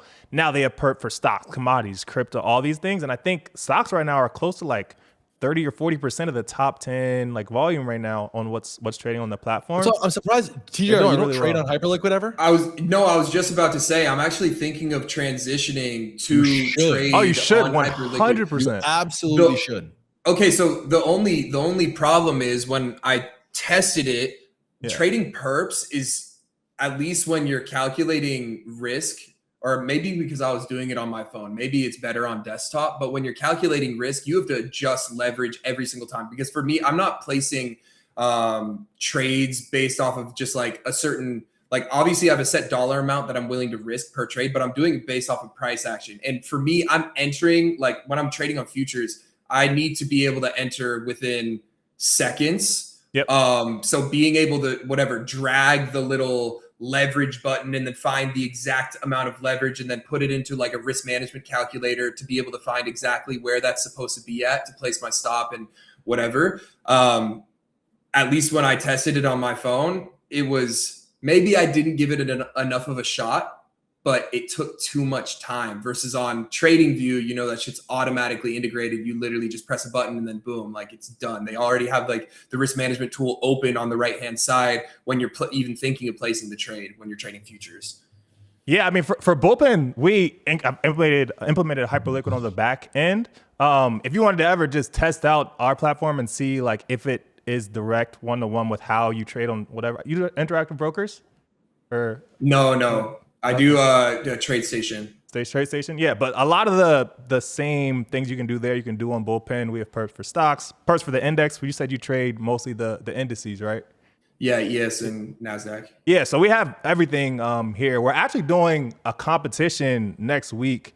You definitely should sign up and join if you're interested in testing out Hyperliquid, but it's $25K to enter, and then the winner gets $100K. So we can trade whatever you want that's available on like the Hyperliquid platform, which we all have enabled.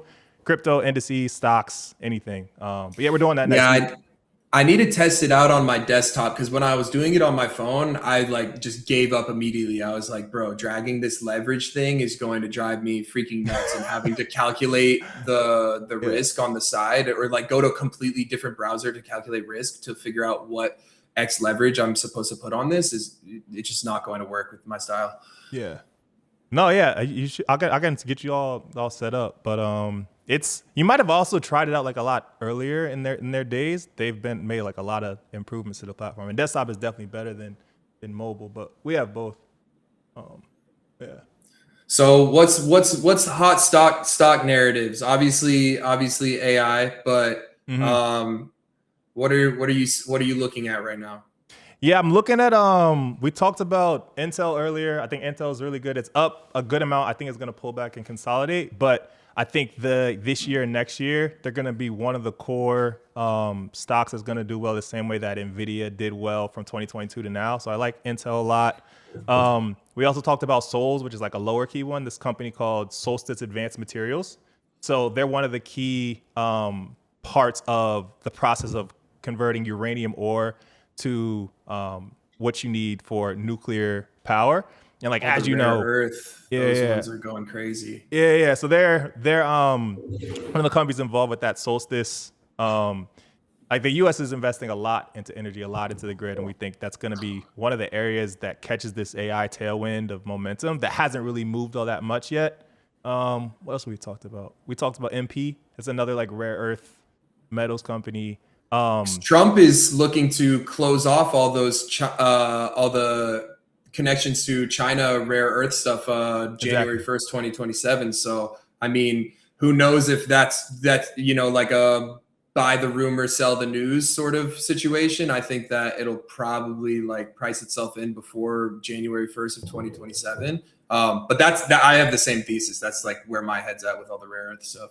It's not even a rumor for this specifically because you know how Trump bought 10% of Intel. Yeah. They also bought, I think it's 5% of this company, MP. So they already have like invested in the company. And when they first invested in it, I think it was like a little late in 2025, and it moved up a lot. Now it's like consolidated. I think it's going to start moving Pull up again. MP's chart. MP? Yeah, pull it up. Yeah. It's a good chart. I didn't know that. What else are they fucking buying? Again, before today, I didn't know the U.S. could go buy companies. Like, yeah, it's honestly crazy. That changes everything. Yeah, I'll pull up the chart. It's so this is the MP chart. So I think here was like the original announcement in like mid 2025. It went from 15 or 18 to close to 100, tapped 100. And now it's just been sitting, consolidating over its prior all-time highs. I think it's a good spot. I agree on the rare earths. The U.S. wants to be not relying on China as much as we're reliant now because we're like so heavily reliant on them. And obviously it's not a great thing. So I think the companies that are building and working in this area are going to do well. But yeah. What's the market cap? 10 Bs? It's low, bro. Yeah, it's 10 Bs. How about space? Because obviously SpaceX is going to IPO. Obviously Rocket Lab's been going crazy, and Fly Aerospace. You think those keep going until SpaceX IPOs, and then we get a big push from whatever, pretty much all space stocks once we see the market cap that SpaceX IPOs at? Yeah, actually hit Rocket Lab really well. I bought it at like 6-7 and sold it like 60 something. Six, yes. Dude, we're fucking ridiculous. We're ridiculous. Yeah, but no, I think Rocket Lab is gonna do well. I wish I would have re-entered though. Like that was one where I was like, this shit 10x. It's obviously topped for now. Like I'm gonna just exit. It topped, and then it just kept fucking ripping, and it went to like 120 or something now. So I'm not in it right now, but I agree it's a good spot. I think SpaceX, the valuation is so ridiculous. I think they're trying to IPO like 1.8 trillion or something crazy like that. And a lot of the other space stocks, I think Firefly is one, ASTS is one, Rocket Lab is one. I agree with you. They are catching those tailwinds. But Rocket Lab it's like far and away the best one, I think. Like they're the second biggest for sure. How do you think SpaceX is going to trade once it comes out? I think it's going to be like the Pudgy Penguins situation where that shit gets like a spike, comes down, and then slowly comes right back on up. Yeah, I would be amazed if it launches around 2 trillion and doesn't go down and then consolidate. Yeah. Like if it just goes straight to 5, I would be fucking amazed if it just goes straight to 5.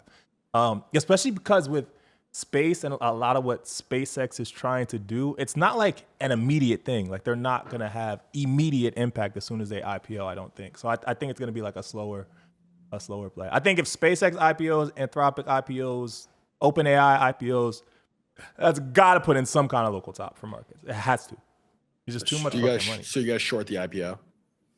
I don't know if I was short. Yeah, I wouldn't. I don't know. I wouldn't short that. Yeah, it's tricky. I would just say sit on your hands and wait and see if it gives you like and see if it goes lower. Yeah. The thing with Elon companies is like they trade off attention a lot. Like they trade off momentum a lot. Like Tesla, that company did well. For a lot of the reason before they were actually like selling a lot of cars and doing well, like revenue wise, they did well because of the narrative around EVs and the narrative around the company, and Elon doing such a good job of selling and shilling that. Like, so his companies are tricky because he's such a good marketer of all the stuff that he works in, and he has a really good story and thesis for combining them all together. Like the buy of Twitter, converting that to X is huge. I think huge for his positioning. He's super smart in that way before a lot of other people can be. Do you hold any crypto currently, TGR? All just stables right now. And you know what? I got out of all of my Bitcoin. I took a loss. I was buying a bunch as it came down to like 100,000, and as it got into 90,000. You were fucking slamming it too, right? Yeah. Have you talked about the figures? I mean, bro, I put in close to like 1.5 mil. Bro, like, yeah, a lot. But like, yes, I mean, obviously that's going to hurt. You know, I'm going to lose 6 figures on it, but I would rather take that loss and allocate that money elsewhere. Yeah. I remember that's where I'm at, man. I thought it was a good not spot. the same, bro. It's just I thought it was a good spot. Like where you were buying Bitcoin at, if this was like how crypto traded in 2017, you would have been up like 50% in like a few months. I was ready to shit on everybody. Everyone was talking shit, and I was like, oh my gosh, I can't wait for this shit to go. And then it just didn't. And now I'm like, okay, I can't say anything. What was the main contributing factor to you making that move? To you slamming 1.5 M's in a Bitcoin. Why? Well, it was. If you had to sum it up to one thing, it was dollar cost, or it wasn't really like dollar cost average, but it was as it kept going down. I just kept putting more and more in. I remember the tweets, and I remember you posting live posting. To be honest, I saw those prices, and I thought that we were due for another leg up. I also thought that you know, even if I were to get in here, I can survive the drawdown. And then really right around that time was when crypto just kind of fell off a cliff and like stocks just took over. And that's when I was like, man, I top ticked lawns here.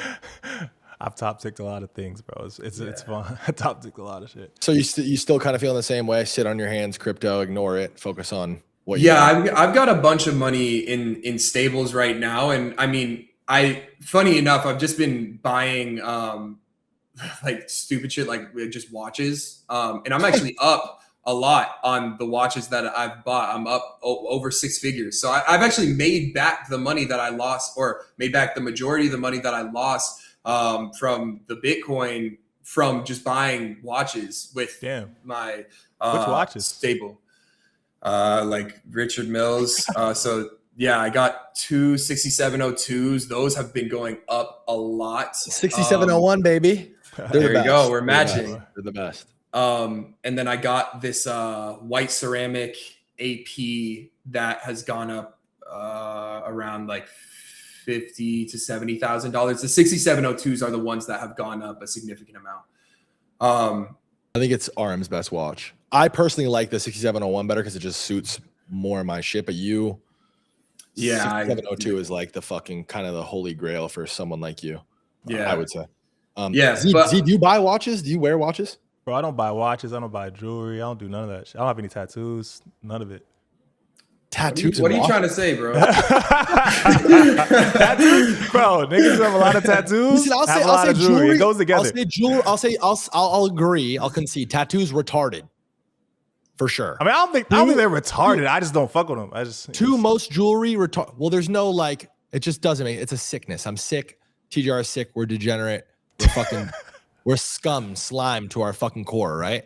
But watches though, there's something to watches, bro. There's something to like to be said in terms of trading watches. It's honestly fun. Like it's like I know you weren't really into NFTs either. So I guess that part of your brain is just like turned off. Like, why? I mean, bro, I would rather have. I could just see like a nice Aquanaut. Like you just scream like what's it? I don't even know what an Aquanaut is. First, quiet luxury, like a Patek. Oh, okay. Get an FP Journe, bro. I've heard of that brand. That's like the more buy a watch, bro. Buy one watch.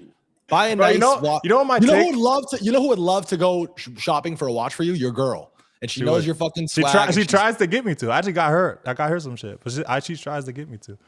You know what my take? You know what my take on jewelry is? I think jewelry is for women. That's my take. All right, bro. It's okay. Nah, me and Banks are on the more feminine side. It's cool, bro. It's okay. Yeah, that's but watch it. No, see, I actually agree. I tend to agree. I don't wear any jewelry either. I used to wear piercings in my ears. I've kind of abandoned all that. I'll say when I see a girl, like I'll meet girls in LA, and the archetype is like rich family or a hooker, like just outright hooker, carrying the Birkin, done up, pretty bitch with like if she's wearing a watch, it's like 16 Cartier bracelets, 16 Van Cleef bracelets. And if a girl has a watch on, that's where I draw the line. I don't think women look good in watches. I think watches are masculine. Yeah, watches are a guy thing, bro. That's fair. Even just look at how they're designed. Like how many Rolexes would look good on a woman versus a man? You know, it's like timepieces and cars. I feel like are guy things. Yeah, and they also only attract dudes. Like no girls. I was about to say. Like, oh my god. And if she does, head for the fucking hills because that bitch is a fucking hookie. Exactly. If she knows what a Richard Mille is, you gotta run, bro. Facts. Yeah, it seems like, I mean, I do understand watches. Watches make sense because it's kind of like a status symbol for people. Like there's like really easy way if you're in a room with like some important people, important businessmen, you have a nice watch on. It's like, oh, what's your, like, I understand those conversations. That makes sense to me. It seems it's a cool way to display taste as well. You know, like it's there aren't many things that you can like invest in or, you know, like articulate status and like it goes one layer deeper where it's like, oh, this fucking guy knows, like, you know. Like for me, the way I think about it, would I rather have $300,000 that I'm not using sitting in my bank account or just put it on my wrist? I would rather just put it on my wrist because at least I can wear it. And at least it looks cool to me. And then I'm completely going to sell these things once I'm ready to get into the market. But at least right now, at least on the crypto side of things, I don't see nothing. Speaking to attention and watches. He's all see nothing. Speaking to attention and watches, did you see the AP thing, the AP swatch thing? It was fucking everywhere. You obviously saw it. Yes, Yeah, I I did see that. Absolutely Did that drop everywhere. yet? Did it happen? It went super viral. No, but I think they dropped the we're not Yeah, prepared it's a pocket watch. It dangles from like a keychain. It looks like an air tag. It's like an air tag. Here, we'll watch this. This is it, right? Yeah, I think.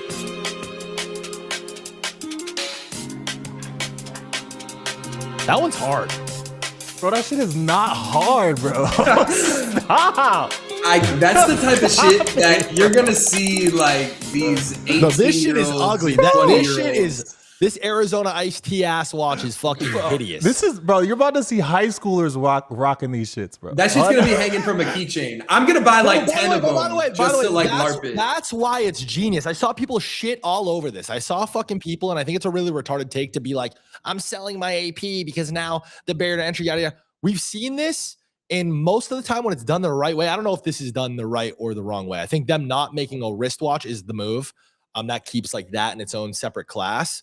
But like we saw Off-White and Nike do a collab to great success. We saw Louis Vuitton and Supreme do a collab to great success. These are brands that are on significantly different levels.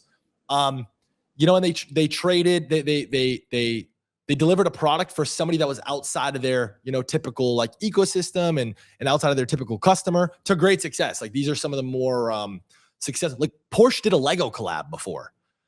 And like the psychology of that, it makes sense. It's like, and I'm sure the Porsche Lego collab trades very well past, whatever it was released for retail. But like you put a fucking Porsche Lego in front of like a 12-year-old kid and he loves it and he's obsessed with it. The rest of his life, he wants the real thing.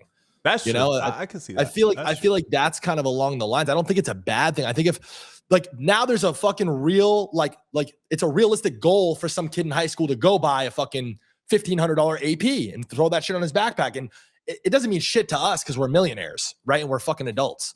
But like for him, it's like, holy fuck. And now in his mind, he's like, I got to work my ass off for the next 10 years so I can go buy the real thing. I don't know. Yeah. I think it's genius level marketing. Also, the entire it's great marketing. The entire episode's been about attention. That was one of the biggest things that happened on the timeline this whole fucking year, That's which true. I can't believe that. Like, that's crazy. Yeah.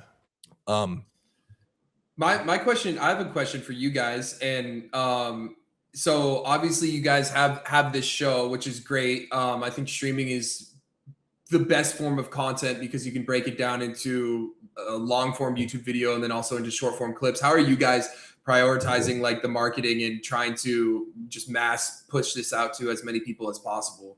We're starting to have more conversations about that. Obviously, I know more than the average bear about like clipping and distributing content. That's like my whole fucking lane. I feel like where I'm actually pulling my weight in the show and kind of building up this IP.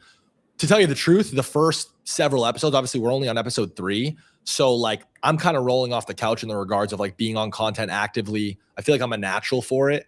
And again, I'm walking the walk. Like we preach, make money, command attention, AI literacy. And like, I haven't taken a serious swing at making any sort of meaningful content or creating any sort of content IP or consistently doing anything in content for myself as Banks in fucking like 7 years. And I'm doing it now, and I'm doing it, at a lower point in like my career in terms of general narrative and sentiment. And I'm doing it for like a very small niche audience, right? Like this show is definitely not for everybody. And the barrier to entry and the filter is going to be for every fucking 1,000 people that click on this stream or tune into the show. I expect, 10 to stick around maybe. So just establishing that, like building rapport with Z. Z's never done content like this in his life, right? He's done a couple of streams, but like this type of format, I've been pilling this motherfucker on doing content since I met him. I've been singing from the rooftop, like, yo, more of you guys need to make fucking videos. And Thread Guy, why the fuck are you in Twitter Spaces, bro? Get your ass on Twitch. And now he's on Twitch, right? Years later. And I was, like, it was looked at and perceived, and I feel like I was misunderstood in a lot of areas. Like when I did the Haley Welch podcast, really all I'm thinking is like, somebody needs to fucking, do this. Like somebody needs to make make the content. Like I always had these visions of like passing it off to Thread or so-and-so or whatever. And that's why that was one of our earlier conversations, TJR. You were in our crib. I came out to the living room, you were there, and we sat and talked about this subject for forever. I think like, I don't know. I just think there's a huge demand again for like playing the game in, you know, this meta, like 2026, what content looks like, what the overwhelming demand. You talked about it. You spoke about it right when you came on the show, like packaging it and presenting it in a palpable way to the average fucking viewer and like giving your, I don't know. That's I think I would like to say, I think you had like a slight limiting belief there where you said, you know, maybe this stream isn't for everybody. I think that this stream can be for everybody. That's the goal. That's the goal, is to appeal to as many people as possible. Me to play the, you know, the layman, and I can hang in conversations about markets and trading and things like that. But Z will go on a fucking 5-minute monologue on some fucking big brain 200 IQ shit, and I'll have to pause and be like, wait, what's inference? You know, and I feel like that's valuable to the average user. Whereas like Z's used to talking to fucking people who know all this shit, words on a screen, Twitter. You know what I mean? And it's a much different, you know, it's A to B rather than fucking, my driver, I've always been a solo operator, to be honest. Like my entire life, high school, college, I was like the kid who was a nerd. I played sports growing up. I was like good at sports, but I wasn't really that active on like the social side until college and after college. So I was never trying of nature, 6'6". I hope you know. Yeah. You know what's funny, bro? I was like 6'2", 160 senior year of high school. And then I fucking 6 feet senior shot up in college, bro. Same. I was a late bloomer too. That's crazy. Wow. So we're all just enormous in this. So call. we're elite. We're elite. 6'5", 6'6", 6'7". You said it, not me. Wait, how tall are you, TR? We're the same like height, six, or yeah, same height, like 6'5". 6'5". Yeah, and Z's 6'6". Have you guys never met? Not in person. Not in person. Oh, you guys got a link. That's crazy. Yeah, we do got a link. That's but my thoughts around content is like I never really planned for my account to blow up. I was just sharing the information as I was researching, as I was trading. I got a lot of followers because people were tailing a lot of the trades I was talking about. Like, yo, this dude knows what he's talking about. So I got amplified in that way. And now once I have the platform, I'm like, okay, it makes sense to at least do something with it. I've always been super lazy on content, to be honest. Like I tweet, it's easy to just shoot out tweets as it comes to me. Easy to just put out information of trades that I'm taking. But it takes a lot more effort to do streaming, to like prepare for shows, to like write long form stuff. So what I want to do, like with the platform that I have, is teach people, one, how to be better traders, how to learn how to trade, and then two, like how to prepare themselves for what's coming in the future. Because I was lucky in that I caught crypto early in 2017. I learned about it in 2016 and started buying in 2017. I feel like AI is in a very similar spot to crypto in 2017 right now. Like, yeah, it just popped off in 2022, but the way that it's accelerating and how fast all the models and how much the models are getting faster and better and easier for people to use and actually like implement at their companies and in their professional lives, you want to be prepared for that. And so like my whole thing with this show is like those two areas to be like help people in that way. So right now, high school kid that just got out of high school and he says, man, fuck college. I don't want to do this with my life. And I just heard this from you. What is something that person can be doing actively right now to actually take advantage of this new wave of AI, like how you did with crypto? Yeah, I would say that the first thing is to just get familiar with using AI every day. I think that there are a ton of opportunities that are going to pop up for like businesses who haven't optimized their workflows. I think they're going to be able to use AI to make them a lot more efficient. But the thing is, a lot of these businesses are going to be run by like older people who aren't at the forefront of this technology. So if you're a younger kid who is getting used to using AI, you're essentially like the first people who were using the internet. So you want to think about it in that way. I think also with trading, it's like even if you don't have a job that's directly benefiting from AI, knowing learning how to invest your capital and learning how to invest your money, I think in the future trading is going to be one of the most popular professions. Actually, like I think everybody is going to be some kind of a trader because AI is going to change what the workforce looks like so substantially, and a lot of the ways for people to leapfrog like wealth tiers is going to be investing in like the companies that do really well. But Chris Camillo was talking about democratizing trading, right? It's definitely going to be a thing. Yeah, I don't know exactly what areas I would say to focus on business wise. I know you're on WAP. You're on WAP, right? Yeah, I think WAP is like honestly one of the like companies that's going to do really well over the next few years, because what WAP does, WAP enables entrepreneurs to sell what their expertise is directly on their platform, no matter what it is. So if you're an expert in trading, if you're an expert in cooking, if you're an expert in gardening, if you're an expert in whatever it is, they allow you to package your content and sell it to people, and engage with your community in that way. So I think we've talked about attention a lot. We've talked about AI a lot. Like, if you have no other skills, if you are able to get good on social media, garnering attention, and then figure out something that you can become an expert in and use AI to help yourself become an expert in that, you can literally combine those two things to build your own business, whatever it is. I agree with everything that you just said. I'll even take it a step further and just kind of tail that and say, if you're truly starting at zero, clean foundation, and you're not good at anything or you have no skills, just focus on something you're obsessed with or just genuinely interested in. Yeah. Because again, like Z said, this is the internet happening all over again. So the odds are there is an opportunity for you to pair an interest that you have. First of all, you're going to just retain information about this, learn it at a quicker rate, and just naturally get better at something you're overly obsessed with, obviously, right? You pair that with AI and you're spending 6 hours a day understanding and learning how to use AI and how to apply that to existing, business and markets. Like that's where I would be if I was graduating high school. Definitely wouldn't be going to college. I think that's the first, big brain step out. I think the most dangerous piece though, where a lot of like young people, I think, are getting stuck in like the glue trap, is the attention piece, because this is what's keeping the youth connected today is Twitter and clips and that culture, like internet culture. And a lot of it is fucking absolute garbage. Like it's absolute trash. And it's designed to just keep you on. It's designed to keep you away from each other. And it's designed to keep you on your fucking phone, doom scrolling and consuming fucking fast food, brain rot, shitty content. I think being intentional with what you're watching is really important, and being mindful of that and holding yourself accountable and just being healthy, mentally healthy, and being aware. I like we talked a little bit about like searching versus scrolling. Yeah. Be a searcher. Don't be a scroller. If you find yourself kind of mindlessly scrolling shit and you get to the area of the internet where you're watching fucking, strawberries gangbang in a banana, it's like, all right, maybe close the app, take a deep breath. So you saw that same video? You saw that same shit, bro? Because I seen that one.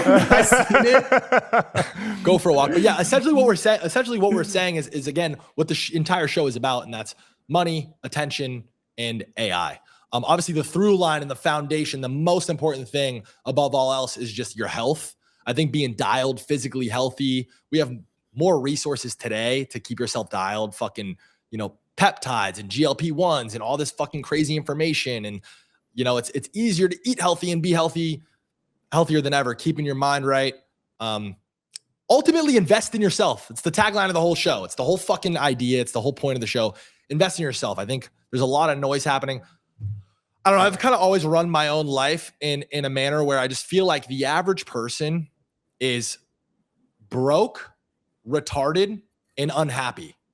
So if you just like, I know I'm oversimplifying it, but if you just do the opposite of what most people are doing, again, most people broke, retarded, unhappy. So you do the opposite and you wind up rich, looking at least maybe smart, and happy. I don't know. It's kind of the gist. I know I'm oversimplifying it. And that's fucking left curve, retarded statement, whatever. But no, I think that's true. I think a lot of people, if their life sucks right now, it's very like the solution to every question is just by flipping the question upside down, just do a complete 180. If your life sucks right now, do the opposite of what you're doing right now. And odds are you'll probably end up enjoying what you're doing a lot more, and you'll probably find some success. Amen, brother. And again, for what it's worth, I think that while it's scary times and it's a very scary spot to be in, young person, you don't really have access to anything. Your parents aren't rich. It is a little bit of a scary spot, but at the same time, in the same breath, I'll say, I don't think there's ever been a time in human history where it's a better time to have nothing to do or to have a clean slate or to just be starting your life. Like most opportunity for sure. Bro, you're 18 years old. You're 17, 18 years old right now. You are the luckiest person that's ever existed on earth. And that's just the truth. Yeah, for sure. In human history, I agree. Because what the internet did to society and culture and business, how it affected every single market. It'd be such a silly thing today to say, I don't use the internet or I'm opting out. Like my business doesn't use it. It's like such a retarded thing to say. It's like, and before that it was electricity. I don't use electricity. It's like, okay, pal, like we'll see you in a few years. It's like the same thing now with AI, but I think it's gonna, unfathomable the way it's gonna change everything, Yeah. The internet. I have a little conspiracy theory, and I wanna hear your guys' takes on this. So I have a theory that when we created AI, we essentially created a new species, and that species is far more intelligent. And I think eventually, once we give, because right now it's just in a computer, once we give this new species limbs and the ability to be able to run all of these businesses like we're trying to do, it's going to quickly realize how useless humans are. Have you ever seen this YouTube channel? Sorry, I'm on the Z. Have you seen this? I know I've referenced it a couple times. No, I haven't. It's literally called Species AI News, documenting AGI, and it has like a Shoggoth as like the picture. And this guy does really like deep, articulate like videos on like, it begins AI literally attempted murder, realistic scenarios for AI takeover, AI 2027. This one's my favorite. Highly suggest this video. MIT explains 12 possible endings for AI. And it's essentially, hey everybody. I did not mean to click that. It's essentially what you're saying though. Yeah, we did. We have created a brand new species. And it's it's definitely gonna supersede us across the board. Again, I think on an unfathomable level. Again, long-term optimistic. Like I think that AI over the course of enough time makes everything free, cures cancer, extends human life expectancy to fucking 500 years plus, maybe forever. The scary thing is though, is like, what happens when AI has its own interests, its own biases, and sets its own goals? That's like the biggest thing. Like that is the scariest piece, because we share a planet with a lot of fucking different animals and different species, right? We're the number one if you're looking at the Earth's pyramid. Humans are obviously at the top, and none of us have, most of us, 99% of people don't have a leaning, sparking interest in killing squirrels. But if we want to build a fucking city in the forest, nothing's going to stop us from doing that. That is our goal. And unfortunately, a couple squirrels are going to die in the process. And it's that simple. We don't really think much about that, right? Yeah, it's kind of scary. That's like if you think out like 100 years or whatever, I think that is kind of what you can't even prepare for, to be honest. It's unfathomable. I hope I'm in the ground by the time that goes down. This is it's why gonna happen, bro. We're in the cloud. Fuck the ground. I want to be in the cloud. Yeah, this is why you say thank you. Elon, hit me live on stream. This is why you say thank you to zero. every time you use chat. You say thank you at the end. Sam Altman actually begging people to stop. It's costing them millions and millions of dollars every time you say. I do too, though. I say thank you, please. Yeah. I think one area we haven't. I do not say that. Sorry, I do not say that. I'm the first one to go out of us three. I'll tell you. I think one area we haven't really talked about, like that is probably under discussed, is actually like the blue collar jobs, like electrician, plumbers, all of that, I think are actually going to be super important and more important like over the next few years. Like people kind of have a negative, I think, perception of some of these like blue collar jobs, but actually going to be super important, and they're also going to be a lot harder to replace than a lot of the like white collar software stuff. So that's really an interesting area also, I think. Yeah, those are the first to go, obviously, right? The accountants, the fucking lawyers, like anything that requires using your brain, because the truth is Claude is smarter than you. Like, it's that simple already. Blue collar bull run. Blue collar bull run, bro. Run. What is that? What is that? What's the degree for your, like, damn, that's the word for vocational. Is vocational the word, I think? Like vocational, that is the word, right? I'm tripping? No? You're talking to an idiot, bro. I'm not. I cannot. Dude, I can't wait to have Sal off screen. Sal off screen. Next episode's gonna be great. What was my word? What was my word today? He said anecdote. Yeah, anecdote. Jesus Christ.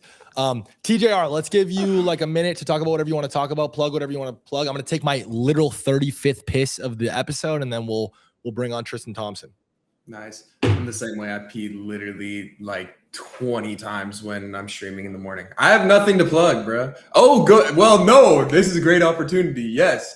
We're doing me and my business partner, we have a clothing brand and we're doing a drop. We actually haven't announced when the drop is, but we're announcing it in like 2 days, but it's going to happen this month, very, very soon. And a lot of people on Twitter and within the space already wear it, and we sell out literally every single time within the span of like under an hour. So if you guys want to get your hands on that, the brand's name is Killtech. So there you go. Can I get a free shirt, bro? A Killtech shirt? Yeah, bro. Yeah, I'll send you I'll send you all the lookbook for this capsule, and then whatever, I'll send you everything. Fire. Yeah, I need some new merch. Need some gear. So what do you do in New York? Like, what's your typical day to day? What's my typical day to day? Well, like I'm like y'all. I also have kids, so like my day to day is slightly different. Yeah. That's also part of the reason why I'm not leaving New York. But I mean, there's infinite things to do here, man. I mean, I think there's a lot of the crypto communities here. Like a lot of people have moved here. Like a lot of people are downtown. A lot of people are in downtown BK as well. But a lot of my time is at my desk. Like I'm trading, working, and then whenever I want to go out in the city, I spend time doing that. But yeah.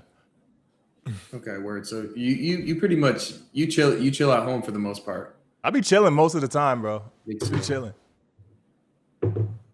TJR, I expect to have you on many more times. Love talking to you. Hell yeah. Yeah, no, I appreciate it, boys. I want to end on this note. bro. We've talked about like I think what's next for content finance, this type of content and style of content, category of content.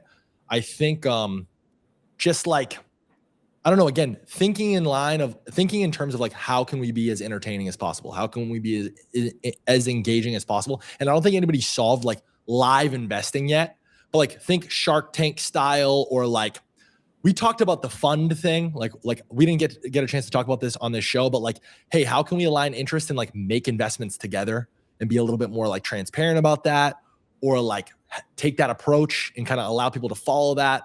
And create content around that and have, a fucking round fucking Round robin.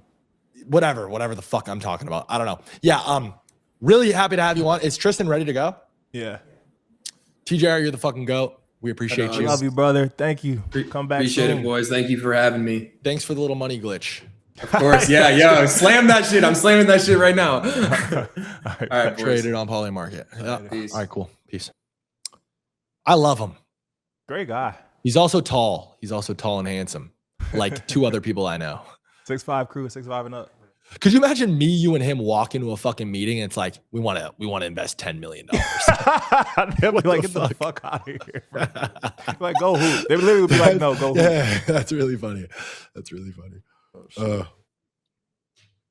cool. Oh, God. Brother. Speaking of tall, handsome motherfuckers, what's good, baby? Yo. The third handsome motherfucker and one of the biggest. What up, fellas?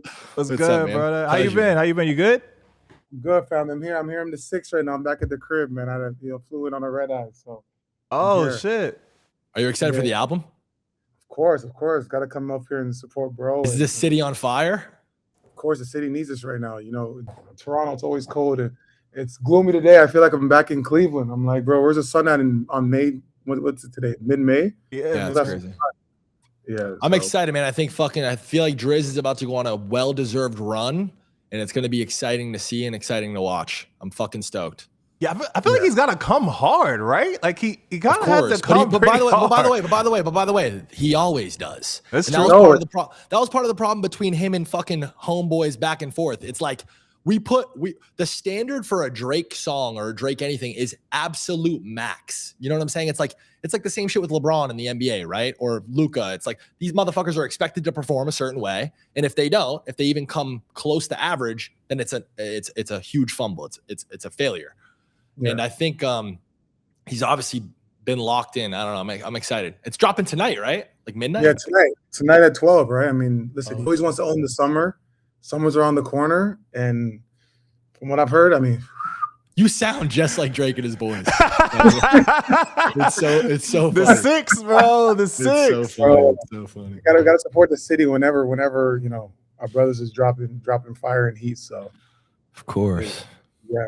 What you guys been up to, man? I see you guys here cooking, and congrats on your guys, your pod, your show. I love it. I've Thank you, been man. watching, tuning in. So congrats to you guys. These backgrounds are fire. It's like some Yeah, like dude, the sets. You want to see the whole That was thing? Banks' design. Whoa! What the fuck? Oh, That the shit's mug hard. too? What? That shit is Buy it at hard. marketbubble.com. I'm just kidding. You can't buy this.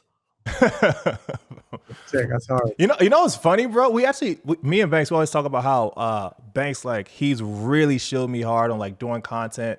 And this show is like obviously the official like move into that. But when me and you met, I actually was doing content. We met in Singapore. What year? It was 2023? Was it 2024? 2024. 2024, I think. 2024. And we met in Singapore. And like I was out there for the conference. I was super surprised to see you out there for the conference. I was like, yo, wait, what is this dude doing here too? But then that's when we first linked. It's kind of funny on the content side of things. But I know you do a ton of stuff too. Like you obviously NBA player, done great in that field and done well. But you also do a ton of other things also. So like you're an investor, builder. How do you think about being not just an NBA player, but also being like a businessman? And how you think about that? Because like you wear multiple hats. Yeah, no, I think it's I think using the NBA, that's a leverage, right? I think that's your launch pad on like what gets you in these rooms and what starts as kind of halo and cachet, but I think it just can't be all that you do. The reality is that NBA players are making more money than they ever made in all of sports. And I think back in the day, the reality was that they didn't have the capital like what we have now to be as actively investing or to be trying new things, right? And I think for myself and others that you've been seeing, it's like, what else is after basketball? I think LeBron is the only guy that can kick Father Time in his ass and outwork him. The rest of us guys have to figure this. What's he doing, bro? What's he doing? Keep it a buck. We know you know. What peptides? You What's got the super stack? peptides, That bro. motherfucker's eating babies. We know you know. Man, whatever peptide, whatever he's on, if he's on whatever he's on, I needed some, and I feel like he held out on me. But it's all good in love, Keep maxing, bro. That's 2026. Fuck everybody. Yeah. No, but it's shoot. I mean, it's great. I mean, the fact I gotta call. Oh, you gotta call you by your Z. I gotta call you by your. Nah, you call me Z, bro. It's cool. know. Call me Z.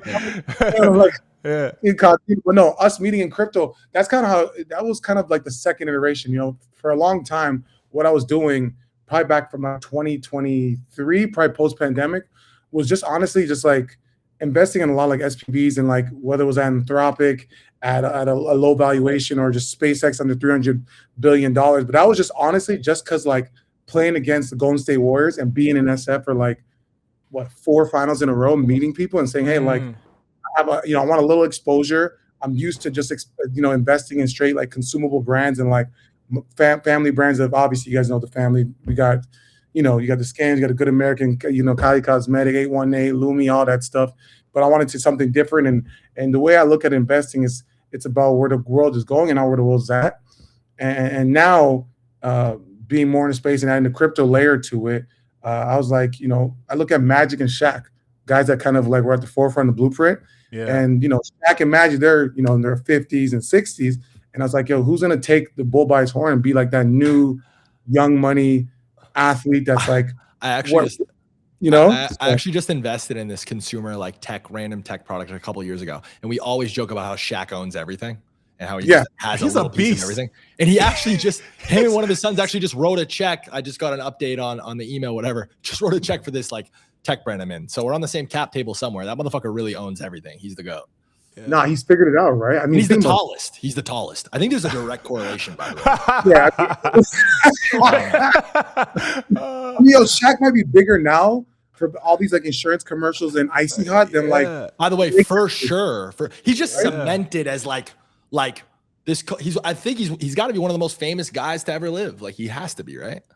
I wonder if you ask Claude who the most famous athletes of all time are. Shaq's got to be top 5. He's got to be top 5. Yeah, I saw something on Twitter the other day where they were talking about how like most people don't even know Shaq as a fucking like NBA player. Like people who know Shaq just know him as like Shaq. Like we obviously watch basketball, like know all the players.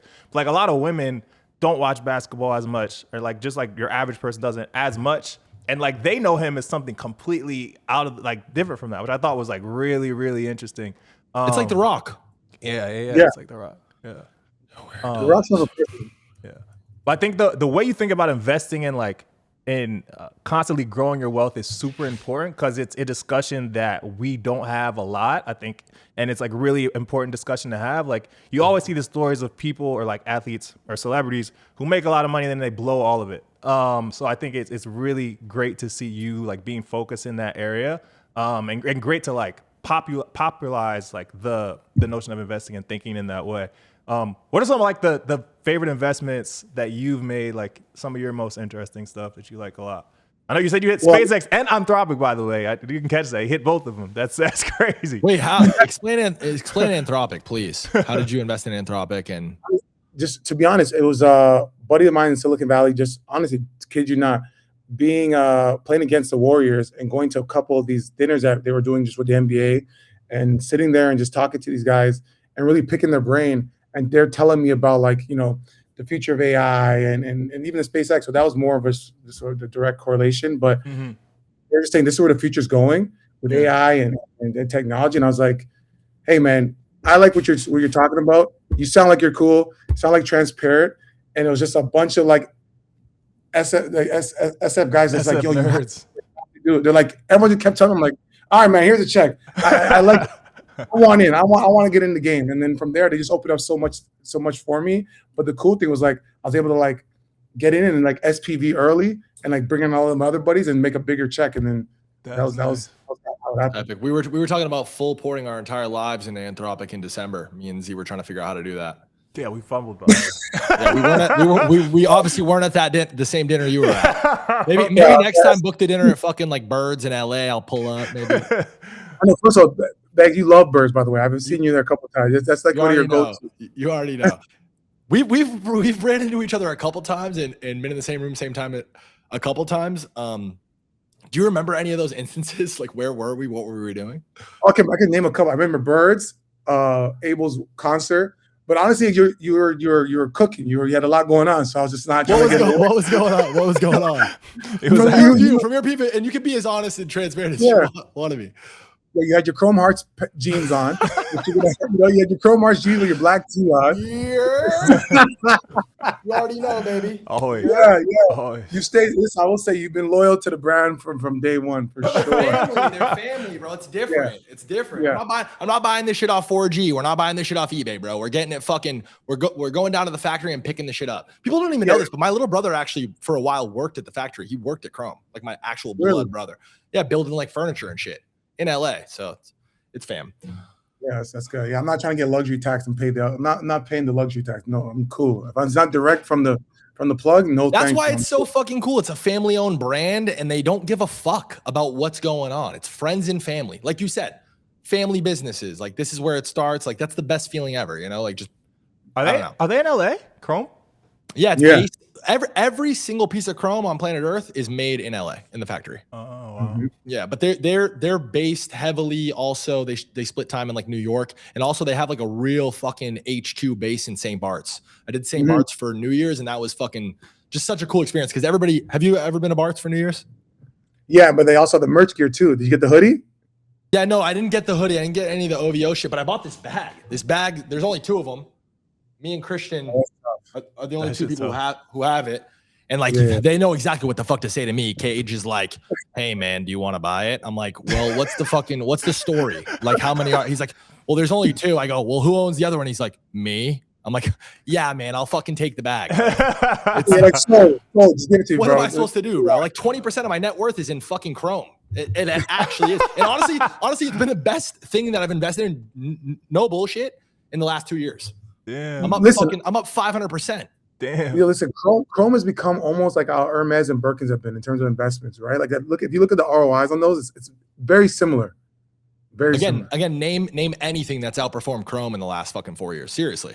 Retail, like you really can't. Especially like the custom made like leather, anything with hardware on it. Yeah. So wearing Chrome, Birds, anything else? Probably ZB to my right. Yeah, concert. Yeah. You know, weekend concert. Next time you're in LA, you gotta let me know. Yeah. I live in LA, so whenever you're back. Yeah. And honestly, I'm not gonna lie. I love one thing I love about holidays is that Kim always gets us fire Chrome gear, so I can't wait for my birthday.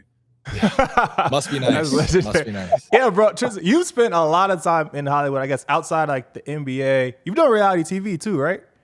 Yeah. So you know a lot about attention. We talk about attention every episode, essentially, every show. How do you think like attention, you've been able to leverage that in your life for positive things? I know you talked a little bit about being in rooms when you're in SF. Like, what's some other ways you've kind of leveraged attention as an asset outside of your like professional career? Yeah, I mean, I think I think this is the beauty where I sit at right now. It's kind of said the intersection of so many different things, whether it's culture, sports, reality, celebrity, and just even royalty. When I spend a lot of time in the Middle East right now, but I think it's how you're able to leverage that, right? How you're able to connect the dots. Because I think, and I know it's cliche, and every unk says this, you know, your network is your net worth, but it's actually true. But it's like it's a true statement, because it's like I can literally pick up the phone and like, for instance, there's a company right now that I'm working with, and they are trying to raise capital, and they want a specific target market of a partner to come in and take a certain amount of the equity, right? And the person they're looking for is someone that I can think in my wheelhouse that can be the perfect match. So you get on the call and you make the call and you try to merge people together. And I think for me, it's about being that ultimate plug, right? And you see the great, investors or founders, they're the ones that can connect the dots with any walk of life. I mean, you see what's going on right now with, the trip that Air Force One took, all those people on the plane. I'm like, it's a lot of money, a lot of money on one plane. That was super risky thing, by the way. Wait, like, what the fuck happens if that plane happened with blows Air Force up? One? Oh, so you see, like President Trump has like Jensen Huang, Elon Musk, Tim Cook, CEO General Electric. I'm like a little too much net worth on one plane for me. I was like, that plane can't go down, bro. That plane is too important. Think about $20 trillion on one plane. No, it's insane. No, I'm sure to a degree. Obviously, we know how narratives fucking get spun on Twitter and shit, engaging like what's the best fucking clickbait thing. I'm sure they took a couple separate flights. They had to, right? All those motherfuckers on one flight is crazy. I don't know. And why did nobody film that? That's insane. True. Yeah, who's getting the real? Like, who's getting the live? Right? Whoever posted that on like that's TikTok. It's insane. Viral. Yeah. But no, just leverage it, bro. Like, just trying to. For me, it's about helping people make money, tie people together, and do something that, to be honest, when we walk in these rooms, they're like, what is this tall black guy gonna do? What's he doing different? And the same way when we met, bro, and you're like, hopefully you're not dropping another Davida or Waka Flocka coin. No shade to those. Please, bro. I'm like, bro, I already made up. God bless you. I made enough money. I already got enough money. I don't have to drop a shit coin to make, a 250K or have Sahil text me a CA. That guy's annoying as hell. Fuck Sahil. Fuck Sahil, by the way. Fuck Sahil. That's so funny. Wow, so you're deep. What was your first move into crypto? My first move. Okay, so this all actually happened. And I remember I told Z this. It was a buddy of mine at the time. He bought like some meme coin called like Book a Meme. He put like $1,000 in it. Boom. Yeah. Ran it up to 50K. And then I remember he calling me, not sleeping, bags under his eyes. Why did he buy that? So I guess a friend of his in LA, was like, yo, bro, open up a Phantom and buy this meme. Yeah. He didn't know. And that's what memes are going crazy. I wonder how much money that motherfucker made to tell that motherfucker to open up. Right? Exactly. Like, my dog makes 50. This motherfucker definitely made at least like 6 figures for sure. Yeah. So he's doing that. He's calling me. I'm in Cleveland right now with the Cavs. Calling. He's not sleeping. And for me, I've always been about like making money, right? Like, because the reality, like you guys said, athletes make a lot of money, then they fuck it all off. So for me, it's like, oh, how can I always preserve this and make more? And starting to dive into it. I remember going on CT and Z was on your page and you were talking about, Whiff and then you see Jason Derulo, random people, then a Marty party, and I get in this rabbit hole, and I'm like, yo, people are really going from like working at like average normal CVS job to being like a millionaire. And I was like, okay, I got to figure out what this is, because if I'm always the financial guru in my locker room, I got to know what the hell's going on. So dove into it more. I remember talking to BlackRock, who managed my portfolio at the time, a good amount, telling them I want to buy BTC, and they're like, nah, it's too volatile. Don't fuck with it. Anyone that knows BlackRock, these guys love, like, the best way to say it, like, they love like talking about themselves and love jerking themselves off when they talk. right? And I was like, bro, I'm not doing this. I'm like, okay, cool, whatever. I take their advice. I'm young, right? Come to find out, Larry Fink and them are buying Bitcoin. So I was like, okay, because I can't eat off, and you guys want to eat off like my capital, you guys are not letting me do it. So that made me dive into crypto more. And I started buying Bitcoin, buying some Bitcoin, and got the the orange pill they like to say, and got the bug. So BlackRock, man, wow. That's fire. Yeah. And then, Z, by the way, when you talk about DC, I was averaging in around like $75. So appreciate that. Oh, which one? Wait, say it again. ZC? DC. Oh, fire. Yeah, you were early. You were on it. And so, that's like the first time I mentioned it, it was like 75. That's fire. Yeah, that's fire. Yeah. We like ZC a lot, bro. We like ZC. I think it's in a good spot. That's one you can like sit on for two. Like you don't even have to like worry about that. You can sit on it for a minute. So, Anthem's really excited. Been bull posting the fuck out of ZCash and really strong thesis around it. ZCash. It's almost like the privacy Bitcoin, right? Like it's another layer of that, right? So exactly. Bitcoin for private. Deeper. And also quantum resistant. Solves a couple problems. Yeah, that's right. Yeah, so I know you've done some like work on the NIL stuff. I don't know how much you can talk about that, but I think that's been really interesting for me to see like these college athletes now get compensated as they weren't getting compensated before, or like we're getting compensated under the table. It has been great for like a lot of kids who can do or doing well in college. And what do you think, thoughts on that, like your involvement like around that? Yeah, no, I'll dive into it. So right now what I'm doing is working with Capitol Hill and Congress Bill of Rights. We're working on right now because NIL it's almost become like the pro sports, right? It's the amount of money these young men are making, young women are making. It's like real professional money, right? Like there's a of ours under Clutch Sports that got an $11 million wire sent to his debit account, right? Like that's real money. Yeah, and it's crazy. Like that's generational money right there for a young kid from the hood, right? So for me, it was like, how can we protect our young athletes where that they're protected so that we can get the money managers? And one thing I'm pushing right now is like financial managers, where we're pushing the universities to allow them the opportunity to pick a financial advisor in order to be eligible to play, right? The same way, like, oh wow, let's be real, bro. They're saying you have to have these grades to be eligible. That's cool and all, but having a financial manager is actually way more important because, like you guys know, 70% of your bachelor degrees, you don't get a job in that. So you're telling me only have a 30% chance of what I'm learning in this classroom, I get a job in this field? No, I'd rather protect my capital. No, it makes absolutely no sense. And you have to beg the question, like, is this by design? Like, that's where people go down these rabbit holes, tinfoil hat. Like, are they trying to fuck us over? Are they setting us up for failure? Because it's like, I don't know, education needs a fucking crazy reform. I just saw a tweet somewhere about some rate, school rate getting slashed because not enough people are enrolling, not enough people are going to college. People are kind of starting to figure it out. It's fucking insane that you don't learn about finance or like legal growing up, like in high school, and it's crazy. Like you should be learning about money the same way you learn about math and science your entire life.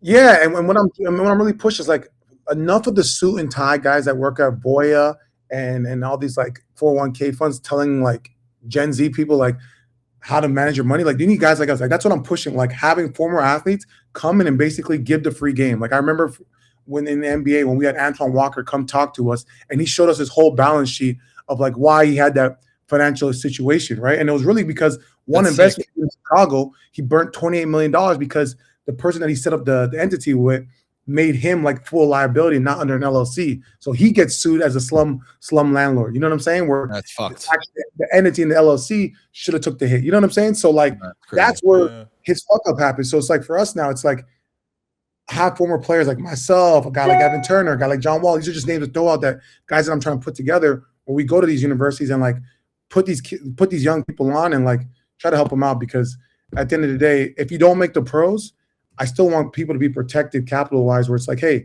go get your entry-level job, but just know we have, mid six figures saved up in a money market, 4%, even though I think yielding on chain is way better. But like I'm saying, something safe. Sick mission, bro. It's sick. That's sick. awesome. That's legendary. It's really amazing. If there's any way we can ever help, or there's any alignment with the show, or you want to bring somebody on, or a 15-minute call-in spot. We do it once a week, obviously. If there's anything we can ever, obviously I'm local. I'm right down the street from you in LA. If there's ever an opportunity for me to help you in that, that's fucking awesome. It's totally in line with why we have the show, why this exists. I see all day long these kids scrolling mindlessly just absorbing and fucking consuming all this like sloppy, shitty, really unhealthy content with no purpose, no intent, scrolling versus searching. And I think it's really, really important to push that rhetoric. I do think part of it is predatory, to be honest. Like, I think the lack of financial education for that specific group of people, it's like those people, you get a lot of money really fast and you don't know what to do with it. But then it's like, instead of saying how you can save it, it's like there's a lot of brands who like will make a fuck ton if you're gonna go spend that money and blow that money. So like all the luxury brands, all the designer brands, they are literally like attack that group more than anything, because that group spends a lot more there than like your average person does. So I think part of it is honestly intentional. That's a crazy take, but that's so real. It's very, true, very bro. real. That's true. crazy. That's fucking so real. It's true. Like all the people that like the young, like we like look on Instagram and like who's spending the money, right? It's all like, you know, Yeah, entertainer. bro. So get the Right, so if clicks you're on socials too. Yeah, bro, and like no shade. You gotta keep up. You gotta keep up a persona and an image and a brand and shit. Like you said, you caught me wearing some crazy unfindable archivable chrome. I'm gonna have to come twice as crazy the next time you see me at Birds. Like, you know what I'm saying? Like That's just, you know, that's kind of like the LA drug of how it happens, right? You have to stay it's fresh, insane, right? dude. It's But insane. I told you, swag over safety, bro. Swag over safety. Swag over safety. That's It's a swagger fight, brother. Yeah, Y'all can make 'em. yeah, man. Cool. It's been really nice talking to you and having you on. Is there anything else you want to talk about or touch on? Or who do you think's winning this year in the playoffs? yeah, that's we should definitely talk about that. Okay, Yeah. who I got? Okay, so I'm gonna go with OKC because of Shea from the crib. That's little bro. So I'm gonna go OKC And the but I'll say- flyest. And the flyest. He's Come on fly as now. fuck. And the flyest on the subject doesn't of wear an swag. outfit, doesn't wear an outfit twice. So if anyone's his size, you already know who we can get easy fits from. So Mhm. thanks. So you know, you guys are around the same height He too. has, So he has the craziest shit. Yeah. crazy. But I got OKC. If OKC doesn't win, then I got San Antonio. It's coming out the West. The West is taking the chip. Those two teams are way at a higher level. Oh, yeah, Z, I know you love your Knicks, but guess what? You and Spike Lee, I get the whole orange and blue guys, but it's all cool and all. But guess what? I'm happy that the Knicks are actually competitive. But I agree with actually don't trading even West like. I actually don't even like the Knicks. I'm Sixers. I'm Philly, bro. I don't even like the Knicks. yeah. Okay. Yeah, I'm Eagles more than anything, to be honest. But Sixers just because of the same thing. So yeah. When it comes to the We got Eagles, when it comes to football, New York Eagles. I know you spent a bankroll for Super Bowl, so I know you're a I diehard Eagles. did. I put 100 on them, and that was probably one of the best days I've ever had. To be honest, that shit was crazy. I was there. Is there a broader market for the West? Can we trade just the West? The West is because I actually like that. Or just OKC. Can you like? We can Can you do like? I do think what you said is like either OKC or San Antonio. I don't think it's coming out of the East, but the Spurs got to go through OKC. I do think they actually beat OKC a few times this year, though. Like I think Three or four times. they did. Yeah. So it's like I don't know if we have anything on the West specifically. Dang, Shea is 98% to win MVP. MVP, yes. So Dang. yeah.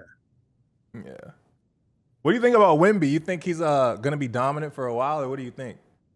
Bro, Wemby's, and I remember telling you, Wemby's probably the best big in our league since Prime Shaq. What That's he's able big. to do, Those are big words. Wow. I'm standing on. I'm stamping that like what How he's tall able, is he? 7'6", 8 feet at this point. I mean, like he's what he's able to do defensively to be able to block shots. Literally, when guys go in the lane, they'll just throw it up there, praying it gets close to the rim because he's Windexing everything right now. He's beating up everything. Like he's making Ike Turner look like nothing. So it's like he's going crazy. And he low-key got handles too. Shoots three. He does everything at multi level. That's insane. Yeah. What is he? 7'5"? 7'6". 7'6", Moves, bro. moves It's like not fair. KD. Moves He's like a- KD. He's an alien, Shoots bro. He's really an alien. Yeah, we have the Polymarket on like, is the government going to confirm aliens? Wimby's already here, bro. That should be at 100%. Like 1,000%. If you told me Wemby was an alien, I'd 100% believe you. I'm like, where in the world do you see guys that can walk around? Like, where do you see like Bro, him and Taco Fall? They're definitely aliens. It gives me anxiety, man. Fuck. Bro, I fell into how somebody that big exist? I fell into How a do you rat. take a shower? Yeah, facts. How Bro, does he slash? How does he slash things? Yeah. That's crazy. little my queen God. beds. Shit. Bro. Yeah. I actually went into a rabbit hole on social media once. I was looking at the alien shit, and I kept getting feeding shit from that like alien algorithm. Then I came across this page that like only talks about conspiracies and only talks about aliens and all of that. And they're putting out these like long videos. Their thesis is the aliens are already here, but they're blending in with humans, and it's like they're trying not to show that they're here. And then in the future, they're gonna be like, oh yeah, these people were aliens. And I was like, damn. I wonder what like big name people, billionaire people would be an alien. If I had to guess, like out of all the billionaires, who's an alien doing some shit that they should not be doing? I mean, probably people would probably say Larry Ellison and them. Yeah, like all the tech guys, right? Like the Google, tech guys for Apple. sure.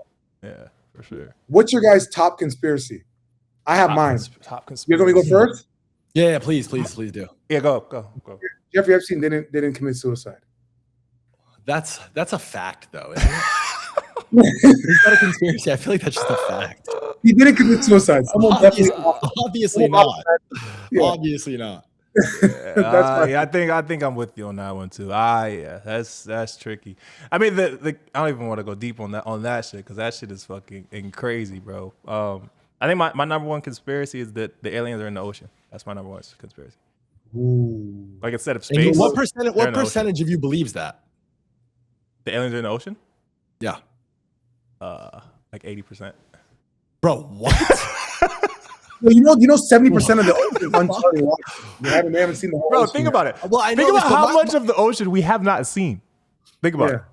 Aquaman, Jason Momoa is really down there. I understand this. Okay, I understand this. My whole logic around aliens and why it's been very, very hard for me to like make the leap to ever like any considerable percentage of me to believe that aliens have ever been to Earth is I just feel like there's no reason for aliens to like be creeping around and fucking being schemy and like hiding. Like there's no reason. It'd be like us hiding from ants. For an alien to be technologically advanced to the point where it can travel to Earth, they'd be just as advanced to wipe us out without us ever even fucking knowing they came here in the first place, which clearly hasn't happened. And in the event that they came here to like farm whatever or fuck with us or teach us shit, they would just make themselves known. Like why the fuck would they be hiding? That doesn't make sense to me. But think about how much they would scare people if they just like immediately came out of hiding. Think about how much scaring a how much squirrel or an ant. Do you give a fuck about scaring an ant as you step over the anthill? Or are you like, fuck, I gotta cross the street. There's a big anthill coming up. I don't want to scare the shit out of these ants. You know what I'm saying? Like, you don't give a fuck. I don't know. I maybe it's like I love the aliens discussion, by the way. But I think maybe it's like there's some level that we're supposed to get to before it's like worth it to expose themselves to us. So like if you think about AI, right? Think about aliens, you think about AI. If you think AI is like possibly the next super intelligence, like it's getting smarter and smarter. Right now it's competing with humans on certain test taking things. That's a lock, by the way. I don't know if that's a conspiracy, but that's a lock. I'm 99.999% positive that that's. So if you think about AI, All like bad things are aliens. that's Was that- all bad. What if all the bad things are aliens? What you gonna say now? We're cooked. Take me, bro. Take me to your leader, head ass. Bro. Hopefully they like Chrome and fucking skinny white hose. Because I got you on that. I got you. Yeah. Dang. What if that's how they're reproducing? Roman tats. Oh man. Right? Oh my god. I don't know. I think my favorite conspiracy, my favorite one to argue against and with is the moon landing's fake. That one is the best. Bro, there's no way the moon landing is fake, bro. Of course, I agree. I totally agree. But I love when somebody. I think that was Photoshop. I think that was not Bro, real. see, here we go, man. Armstrong didn't go to the We were moon. so close. We were so close. Tristan, we were so close. Brother. The Bill Clinton got impeached and removed as president because he got a fucking blowjob in the Oval Office. And two people knew that happened. Two. Him and the girl sucking his dick. For the moon landing to be fake, there would have to be, I think the stat is like 100,000 people would have to keep that secret.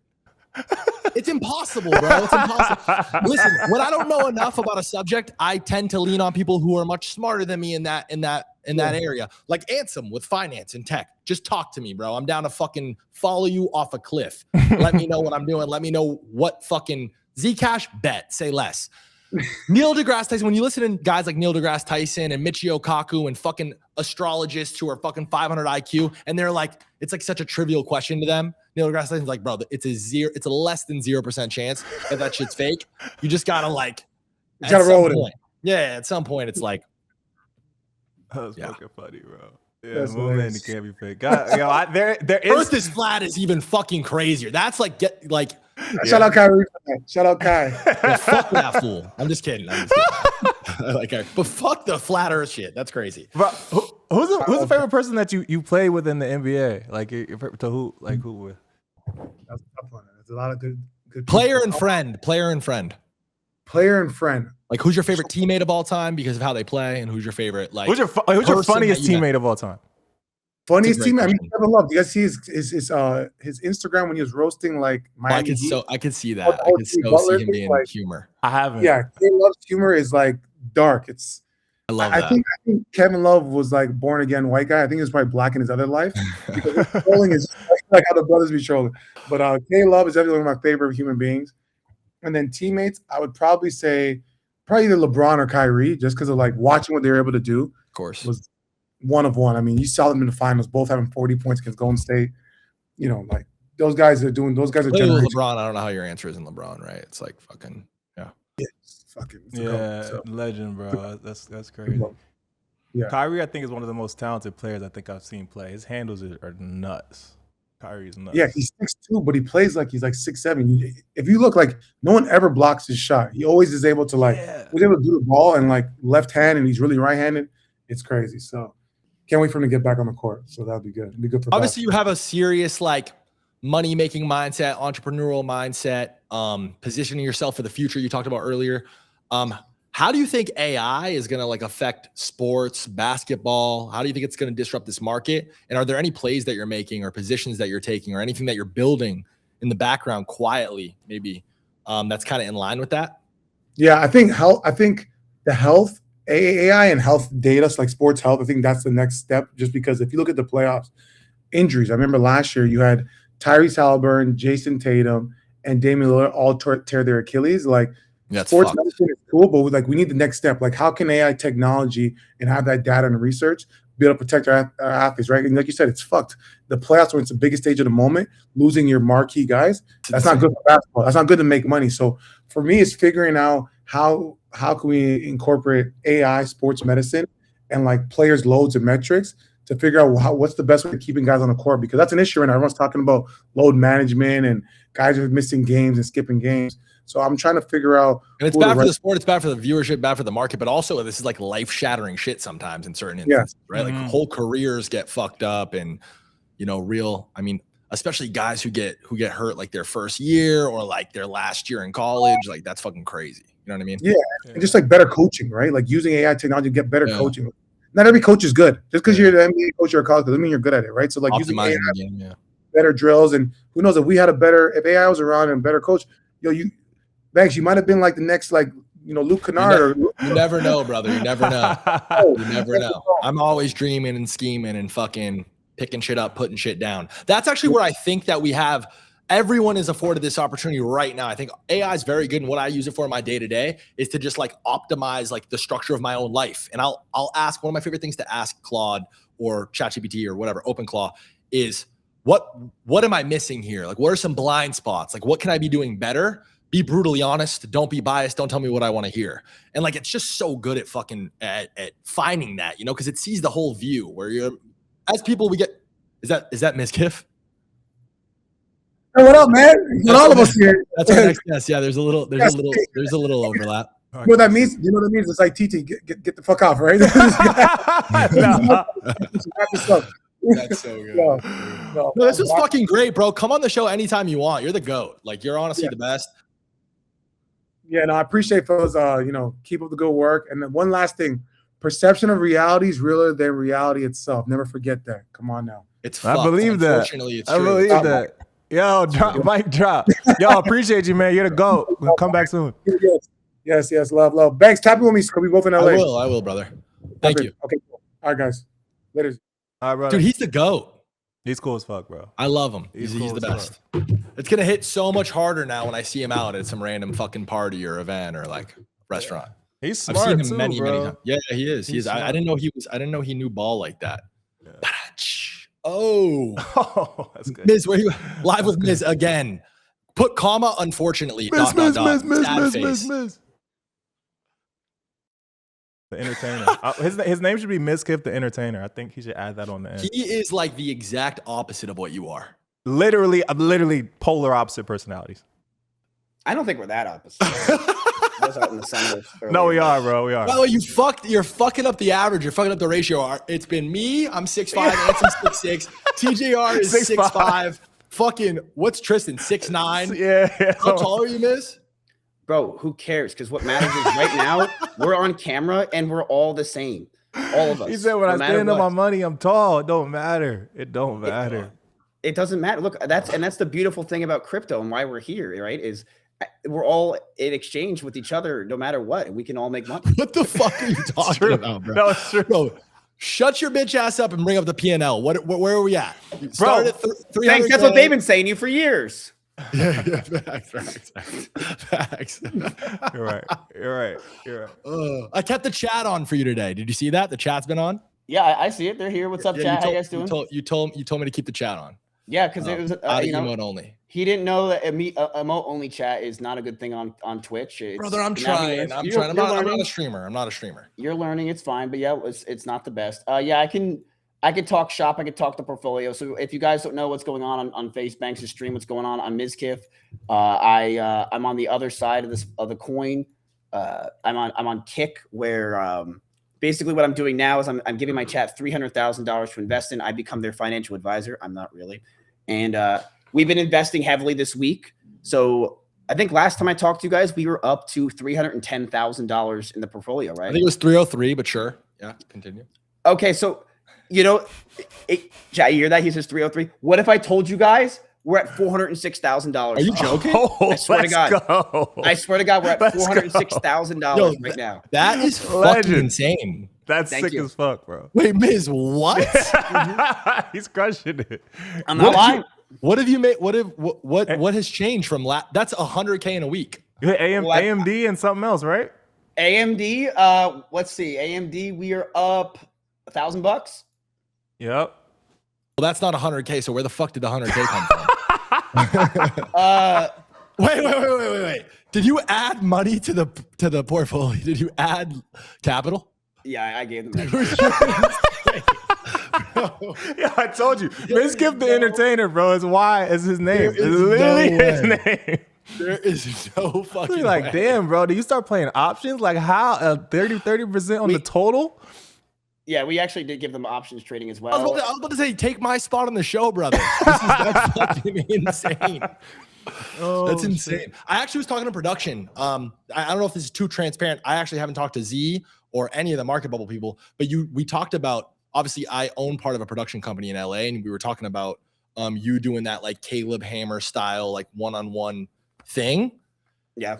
And I feel like there's a way to do it. Like, I feel like you should do it on this set. And I feel like there maybe even could be a way to like work it into what we're building here. Maybe. I don't know if that appeals to you at all. But Yeah, no, I'm down. I literally, when you messaged me, I was like, all right, because people like message maybe me build afterwards, it like, in "Nah." the bubble. Cause I like that one-on-one Caleb Hammer thing. We could easily produce that. Like I talked to the team. They're like, yeah, that's fucking super smooth, super easy. I know you want it to just be like, they cast the person, sit down, boom, and then you do your thing. They tell me to show up, and I show up, because Yeah, easy. I do have a full-time job right now. I'm working, so it's kind of hard to, that's my passion is I like to do finance and help people with finance, but I have to do my actual real-time job to make money. So What's your real time? I got it down.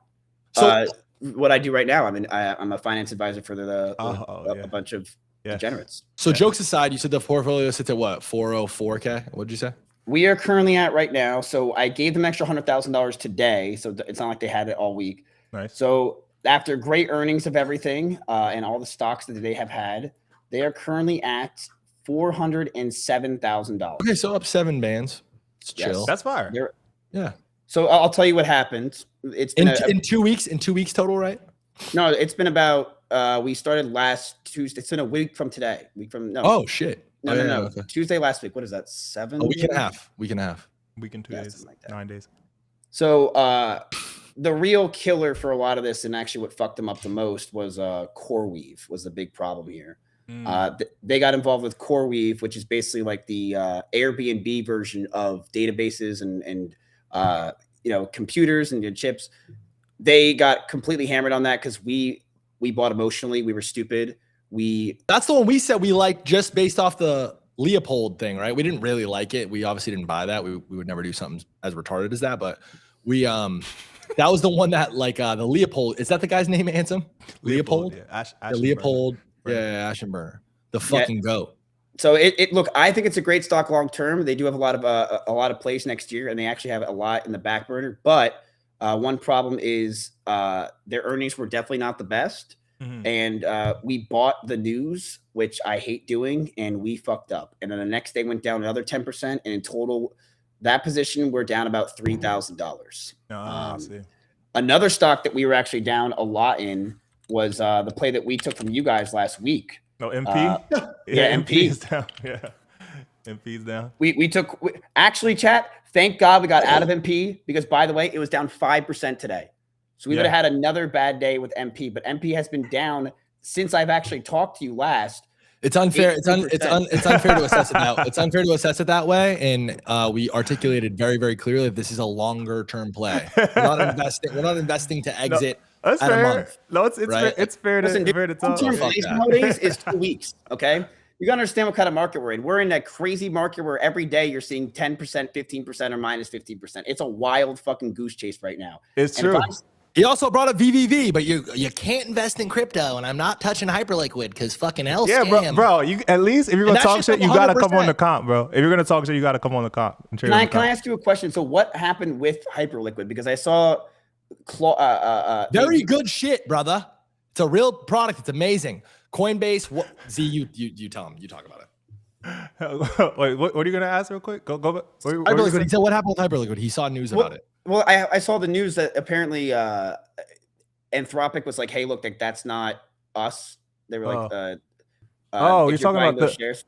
So Anthropic said they basically put out a statement saying that if you're buying shares off of somebody in like a non-official, not the official round, there's no way for people to officially like directly sell their shares to somebody else, and it's illegal. And they're like, we put that out in all of our docs, like you can't do that. So that was that.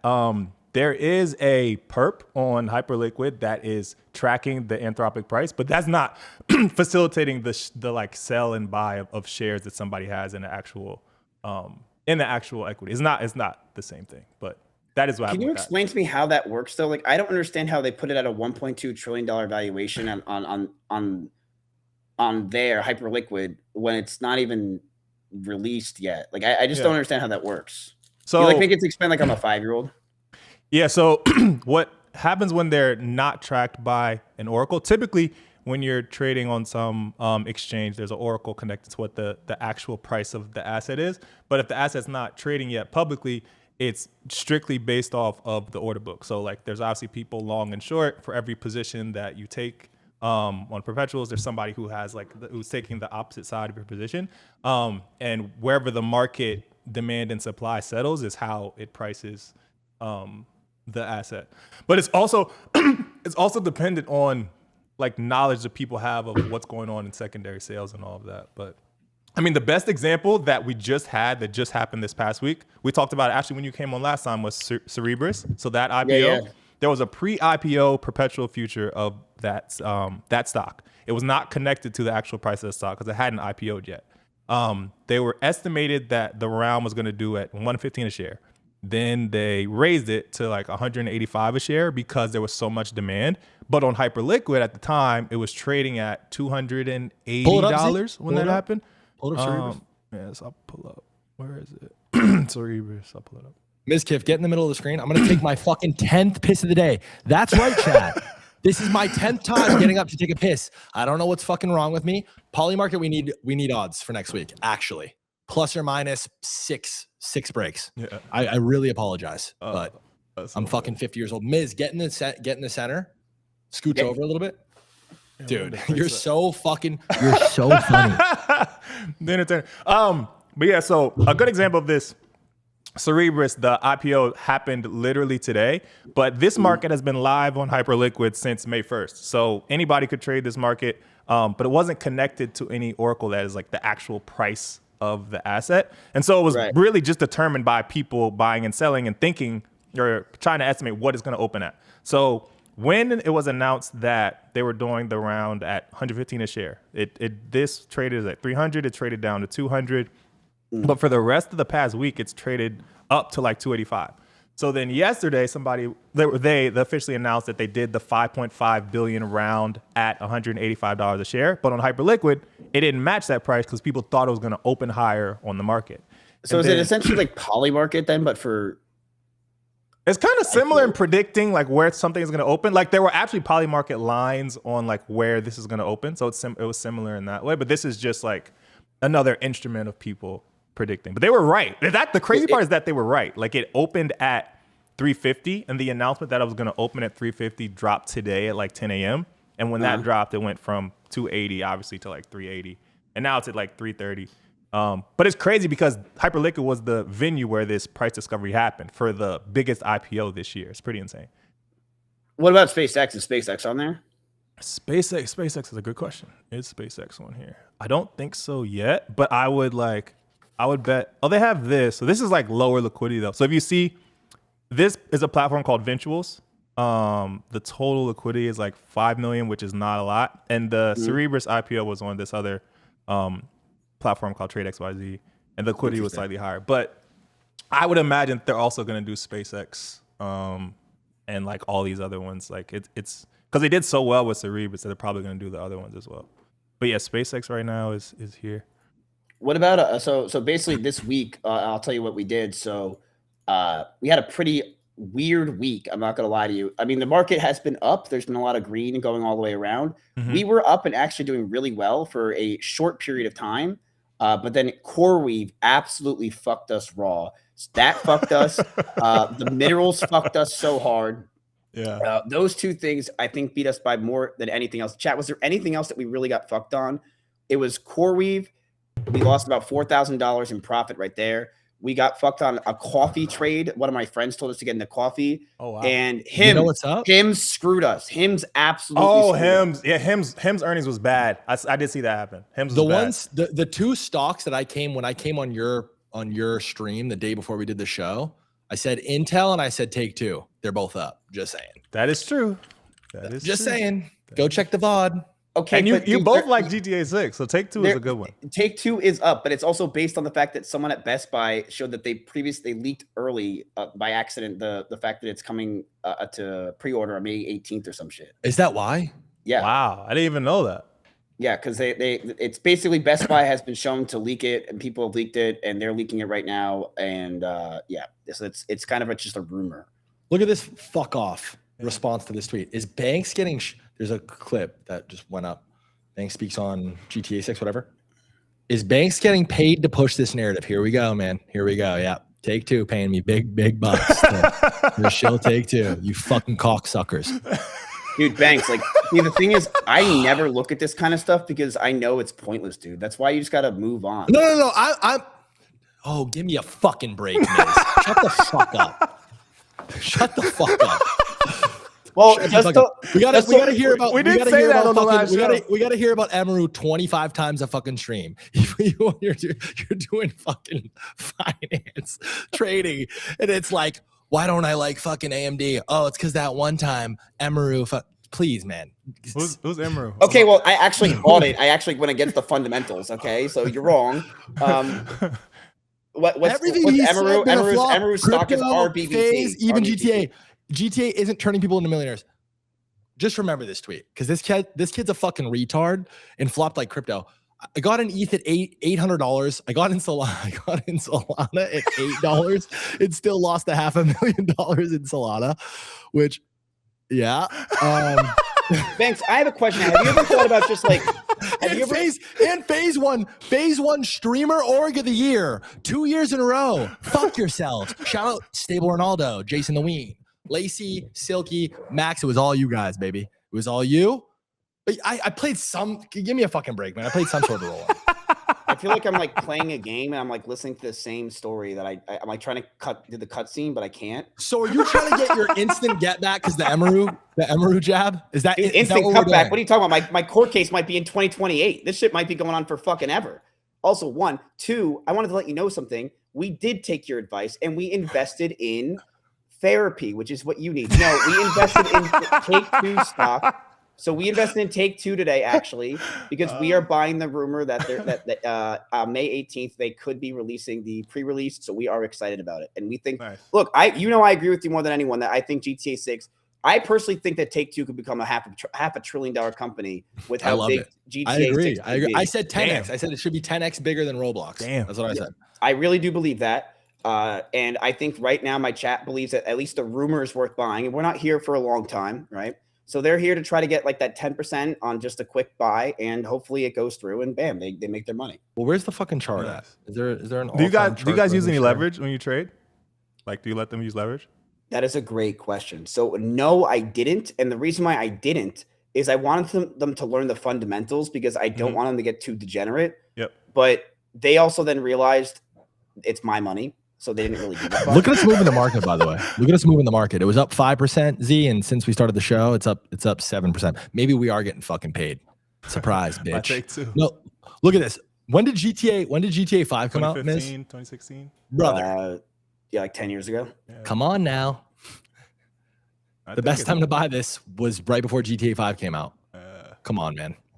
The writing's on the wall. I do like the Take-Two thesis. I really do. I do like the Take-Two thesis. And I'm fucking telling you guys, listen, the people watching, you can bet your fucking dick that if he likes it and I like it, yeah, it's a weird It's a weird combination of shit.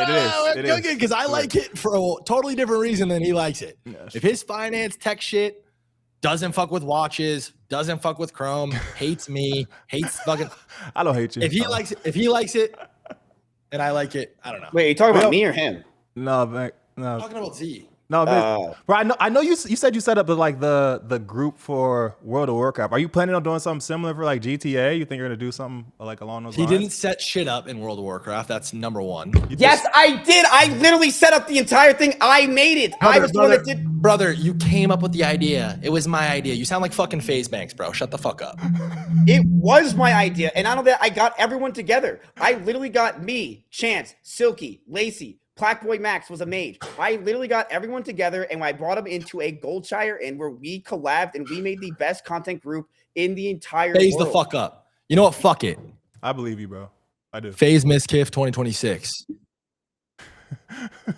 There's phasing and I couldn't stand it because I couldn't see my guildmates. It's something that's very annoying. I agree. We should get rid of phase. Is there anything else you'd like to talk about? Yes. So let's talk about what we got into this week, which I was going into what Z was talking about, leveraging. So I didn't want my chat to leverage because they are a bunch of gamblers, but I think to make some serious profit, they did. So we decided today to get into NVDL, which is a 2x leverage of NVIDIA for $52,000. Oh, wow. Yeah, a big fucking play. The reason why is the GOAT is currently right now, the CEO of NVIDIA is in China and he's hanging out with everybody. He said, and I quote, "This is one of the most important meetings in the history of humanity." So he is saying that this is such an important meeting that's going on and AI is so important that this is something that's going to change humanity and it changed the world. He's also went over there and it is now secured that he has he's working with China. And 25% of his work with NVIDIA is going to be through China, which is huge because a lot of people thought there's going to be a lot of problem with NVIDIA in China, and as there was. Also, going into next week, their earnings are great, supposedly, or we hope so. The last 18 out of 20 earnings, I believe, have been green, and on earnings, on average, they go up about 8%. Also, the last 8 consecutive quarters, they have beat the earnings. Now, the thing is, they beat the earnings every quarter. But will they?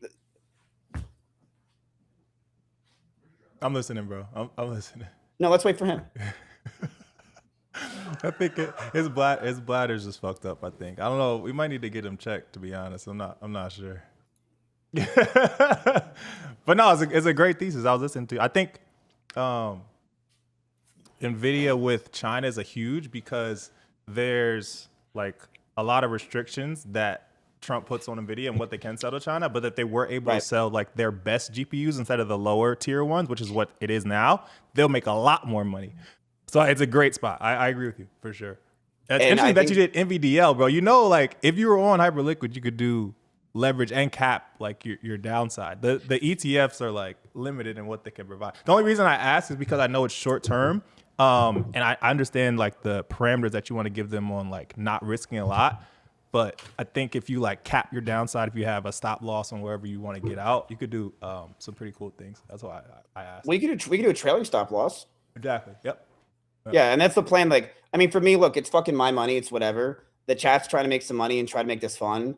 I just want them to learn the fundamentals before they start getting really deep into leverage because it's my money. So yeah, fuck around with it. But I do want them to learn like, hey, you are in a current situation right now where the next 5 years, I really do believe is going to determine the rest of people's lives because AI and everything else and a lot of the crap and chat's so tired of hearing stuff. But if you capitalize on the now and learn long-term investing, like Trump literally just got leaked today. He's deeply invested in the VU. Like it's like the guy that's the president who's in with all these companies just is buying the fucking S&P 500. We talked earlier in the episode. This whole episode, basically, the topic of the episode has been attention, and Ansem hit us with a fucking bar to kick shit off, and he said, I think it was attention is the new EBITDA. Yep.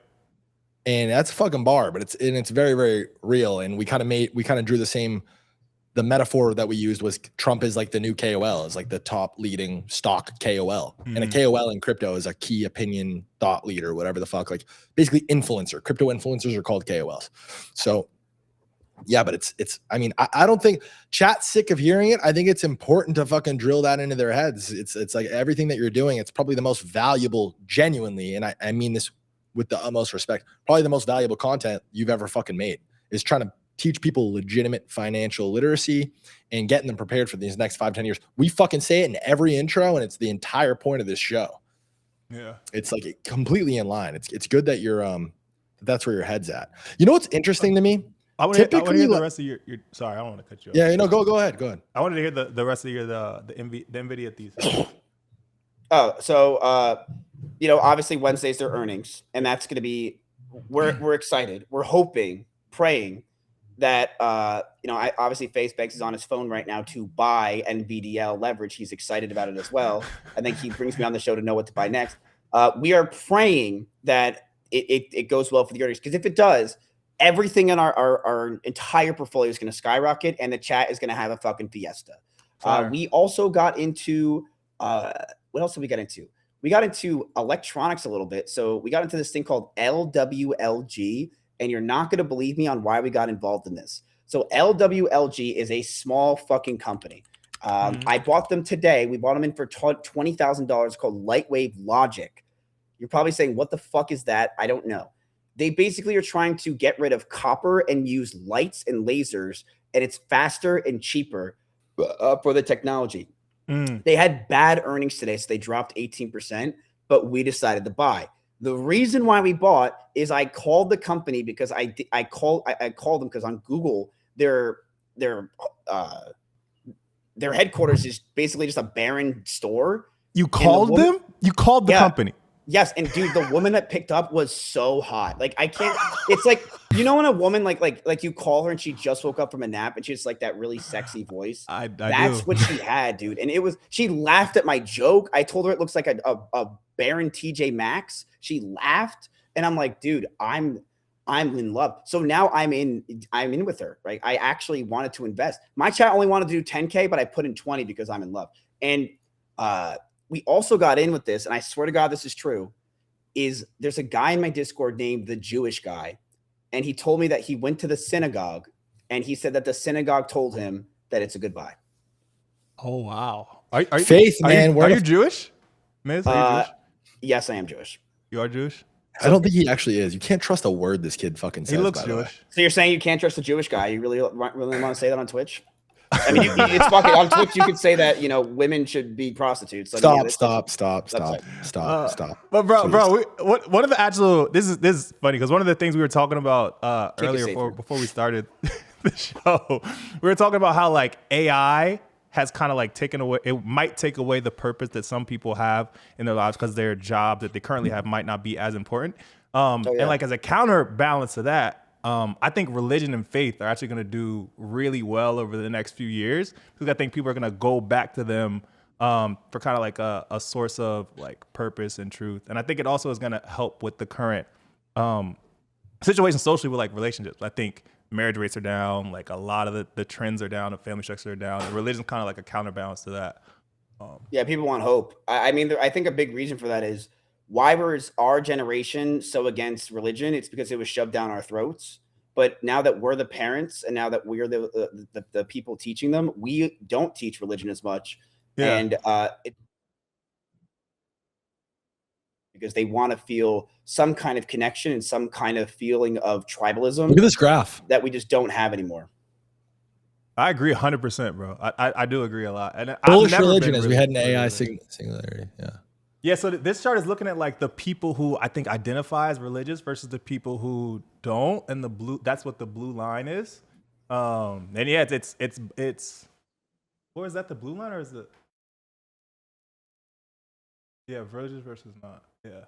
Liquid to buy leverage wine companies because obviously if the church is going to start seeing more people, wine should go up in value, right? Smart, And really fucking smart guy. And also we should get into infrastructure companies like wood stocks because they have pews. Pews are going to be growing as well, right?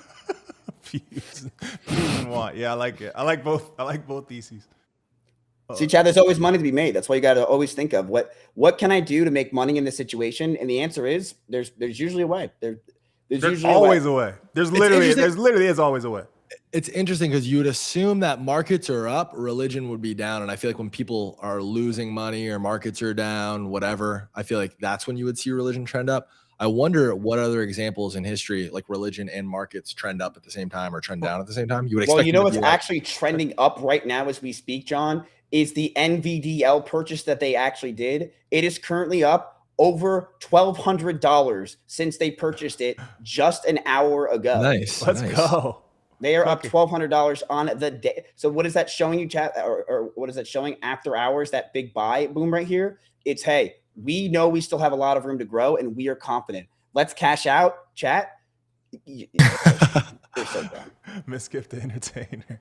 But I think the reason, like you said, religion usually would not be trending with markets. I think the reason is like the people who are making a lot of money in markets, it's not everybody. Like there's a lot of people who just don't have the discretionary capital to invest and actually aren't benefiting from all this AI boom that's currently happened. The economy is in a really strong K shape right now. Like the people at the top are making a fuck ton of money. The people at the bottom are not making a lot of money at all. And we're kind of erasing, I think, where the middle class area is. Like it's a lot more differentiated now than it was before. But I think that's the main reason why it's not like fully aligned. And that's why I think it's best to, help out the chat as much as I can. Like I do plan to make this go to $1 million. Like I would love to get this to $5 million one day. Just like imagine I'm able to make it where chat can literally make money investing with me. And I don't care for the money. So they're just making stupid money or not stupid money, but it's making some money. You care for the money, bro. I'm sorry. I have to stop you. Stop. Just knock that shit off. No, I don't. I don't. Please, I don't, man, please. No. I don't care about that money because I make enough money. I would care about that money if I wasn't making revenue from that money. But every day I make money from that money, so I don't care. So that money is whatever. As long as that money doesn't go to zero, but there's no way my chat's that stupid where they're going to make me lose 400 grand, right? I don't think Surely. So. They sound smart. I mean, they've made some good investments. It seems like they're smart. I mean, a Twitch chat beat fucking Pokemon, right? I was there. They did do that, so what do you mean if they Pokemon? can beat a Pidgey on Route 2, they can probably make me. Never saw this. Twitch plays Pokemon. It's one of my favorite fucking like weird little social media experiments of all time. But I love the fucking what's the game, the like global game where you could go catch Pokemon? It was fucking Pokemon Go. Pokemon Go. Yeah. But I love Pokemon Go. That shit was fun. It was the best. I had a lot of fun with that shit. People fucking Twitch plays Pokemon was a very good time. I believe it was 2016. Bitcoin was at $452.12. Z, basically they let the chat put the inputs for the game. So like move up, move down, select. So like the chat played through the game, and it beat the game. They like went through and beat the game. There's all this like lore around it, like the lineup of Pokemon and all their, see how all their names are fucking retarded. Yeah. Wait, so how like it just took the inputs as people pushed them immediately? Like every message was a different. It like democratized the inputs of the chat. Like if enough people in the chat voted to move up for the character to move one space up, he would move one space up. Yes. Or like to switch the Pokemon or whatever. It was a good time. That's cool. It was a good time. I do have to run though, boys, because I have a World of Warcraft raid. I have tier 5 coming out. If you guys don't care about that, but I care about it. Oh yeah, you do. Actually, you do care. Yeah, tier 5. We're doing SSC and TK tonight, so I got to go do that. I want to see Ansem playing WoW on Mizkif stream, and I want to see Mizkif trading in this competition on Ansem stream. That's what I did get the message, chat. So I'm actually going to put in $25,000 and see if I can beat them. Let's go. It's good content for what you're doing. I have a question. Can I have my chat do it with my money? Yeah. And they just go buck wild in the dumbest trades? 100%, bro. Yeah. Okay. You get leverage on everything. You can do whatever you want with it. Chat, what if we do 25K dumb shit where you guys don't do dumb shit, try to win. If your chat, by the way, if your chat beats like the most profound traders in crypto, like who that would be funny as fuck. It'd be insane. It'd be fucking huge. You know what I mean? So take big swings and do risky, crazy shit. Not dumb shit though. Yes, I think if we get like what if I who won? A chat room of dumb fucks. And then how did they win? They listened to a guy named the Jewish guy on Discord who told them what to get from the synagogue. So they listened to him as their almighty leader and picked those stocks. They were 10x long Nvidia into earnings. Mizkif, you should get wrapped. You know how they do? You know they do the wrap thing around their arm. You should have them come wrap you and do a whole fucking like prayer before the competition on your stream. What? Oh, like the Jewish shit? Pray to win. Yeah, have the motherfucker pull up. Oh, how Jewish are you? Like super Jewish? Like he's not Jewish. I'm not Jewish. A liar. I lie. Wait, what? I actually don't lie. Somebody in the chat. Somebody in the chat, I'll pay you. I'll send you $1,000 in Solana if you go clip every single moment in this. You've been on for 30 minutes where Mizkif lied, and tally it up and do a little count on the top right, and share that clip with me. I'll definitely see it. Just tweet it at MarketBubble. I will see it. I will send you $1,000. I literally just linked your VOD. Give me $1,000. You have to edit it and clip it. Get the fuck off the show, man. Go have fun. No, we love Miz. Miz, thank you for coming on.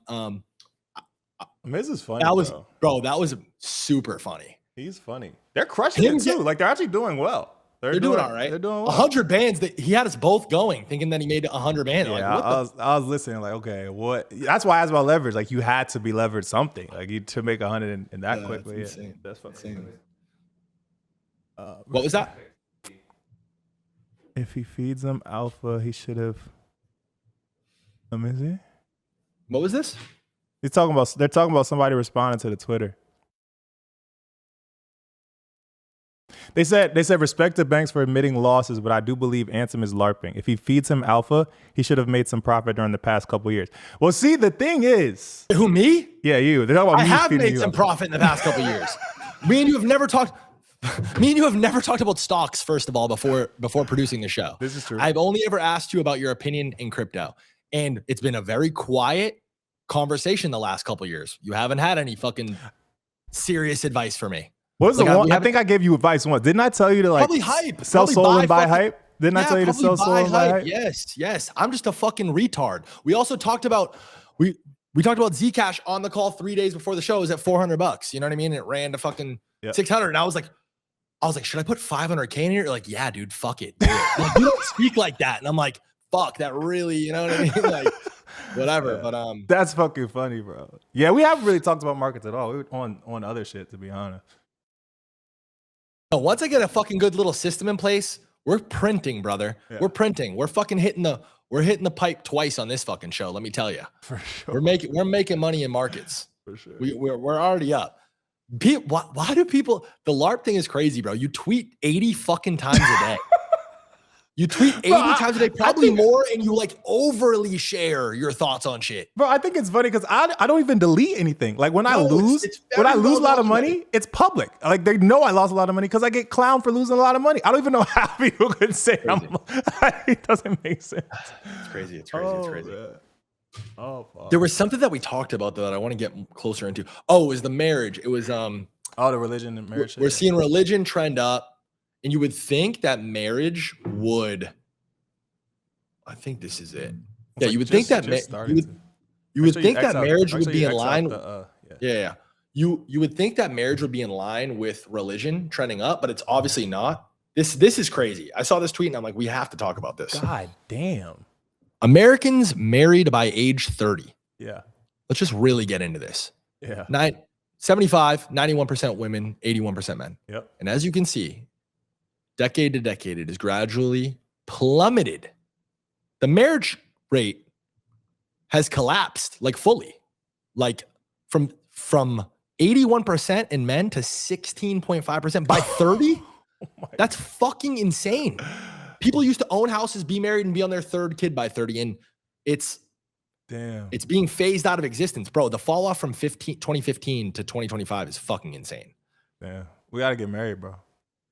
We are the stat, by the way. I gotta like, get I'm 34. I'm not married. You're fucking, how old are you? 32? 31.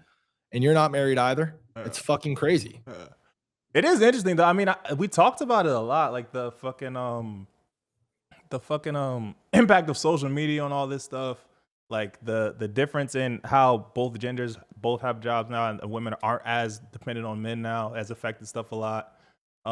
People have a lot more options. Like, there's a ton of stuff that's affected it. I actually lived with Mike. There was a tweet. I thought this would be funny to share because Trader Main is obviously a friend of the show. He was supposed to come on as well. And he said unbelievable levels of cope was his response to this clip. But let's watch the clip. It comes at you really fast. You go from 20 to 30 to 40 very quickly. I didn't intend on all this happening so quickly. And a lot of times when you get older, especially in the world that we live in now, where people aren't connecting in the same way they used to, the new social norms is your best friend is your phone. People aren't dating the same way they are. They're not looking at relationships the same way. The birth rate is down. The divorce rate is up. The marriage rate is down. You'll start seeing people adventuring more. You'll start seeing people connecting to old hobbies more and staying in touch with the things that they love to do all the way into their late ages. And so it's been tough being like a trailblazer for that and being like somebody in their 40s who has just not wanted to do that. I've just not been called to settle down and go behind a white picket fence and get a rocking chair and just sit and bleed into the darkness. Yep. I want to fucking squeeze every ounce of life out of this, dude. I want to adventure. I want to see the world. I want to travel. I want to get to know everybody and help as many people as I can. And clearly, a lot of other people agree with that or in line in some way, shape, or form with that. I think the biggest takeaway from this clip and the kind of unlock for me was your phone's your best friend. Yeah, that's true. Which is like the bar.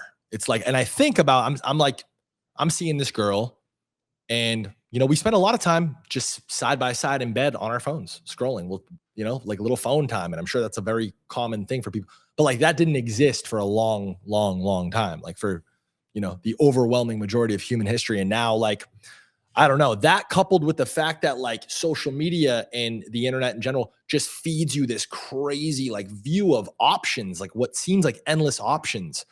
Or like, I don't know, I know a lot of people experience like just being dissatisfied with where they're at in life or just wanting to be somewhere else, somewhere that they're not, and like, I don't know, it's obviously having a fucking horrible adverse effect on marriage and the way people are dating. Obviously the incel rate's up. This is just totally in line with like just dating being fucking absolutely fried. It's insane. I think it's because like the social norms change so quickly that people like haven't had time to respond to how different relationships are now. I think if you find somebody that you're aligned with what it looks like and what you want to rely on them for, and like those conversations just have to be pretty transparent. But a lot of people rely on social media to feed whatever their inputs are. And so they aren't having those like conversations with people about what they actually want out of relationships.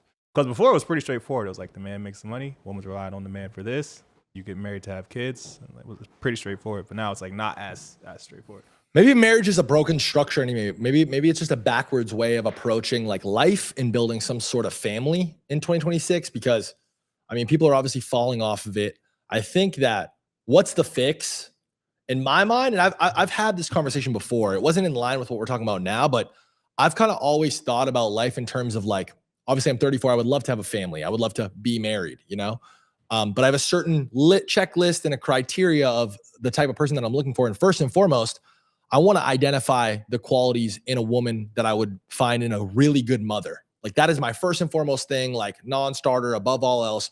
Is this woman going to be a great mom? And when I feel like I've identified that, because the next girl that I date, the next girl that I call my girlfriend, I'm at the age where it's like, we're having kids, like we're starting a family.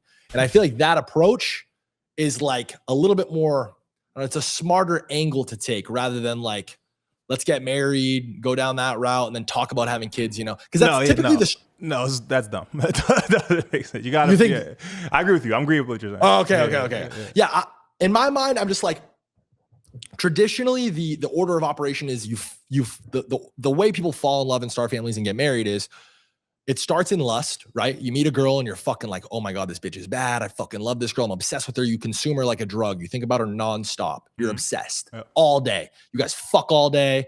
That's the energy. It's very fiery. It's fresh. It's new. And it's all rooted in like your physical attraction to them and just that very drug fueled, almost like manic, like connection that you have with somebody. Lust, right? Fiery, whatever, explosive. That's typically how shit starts, right?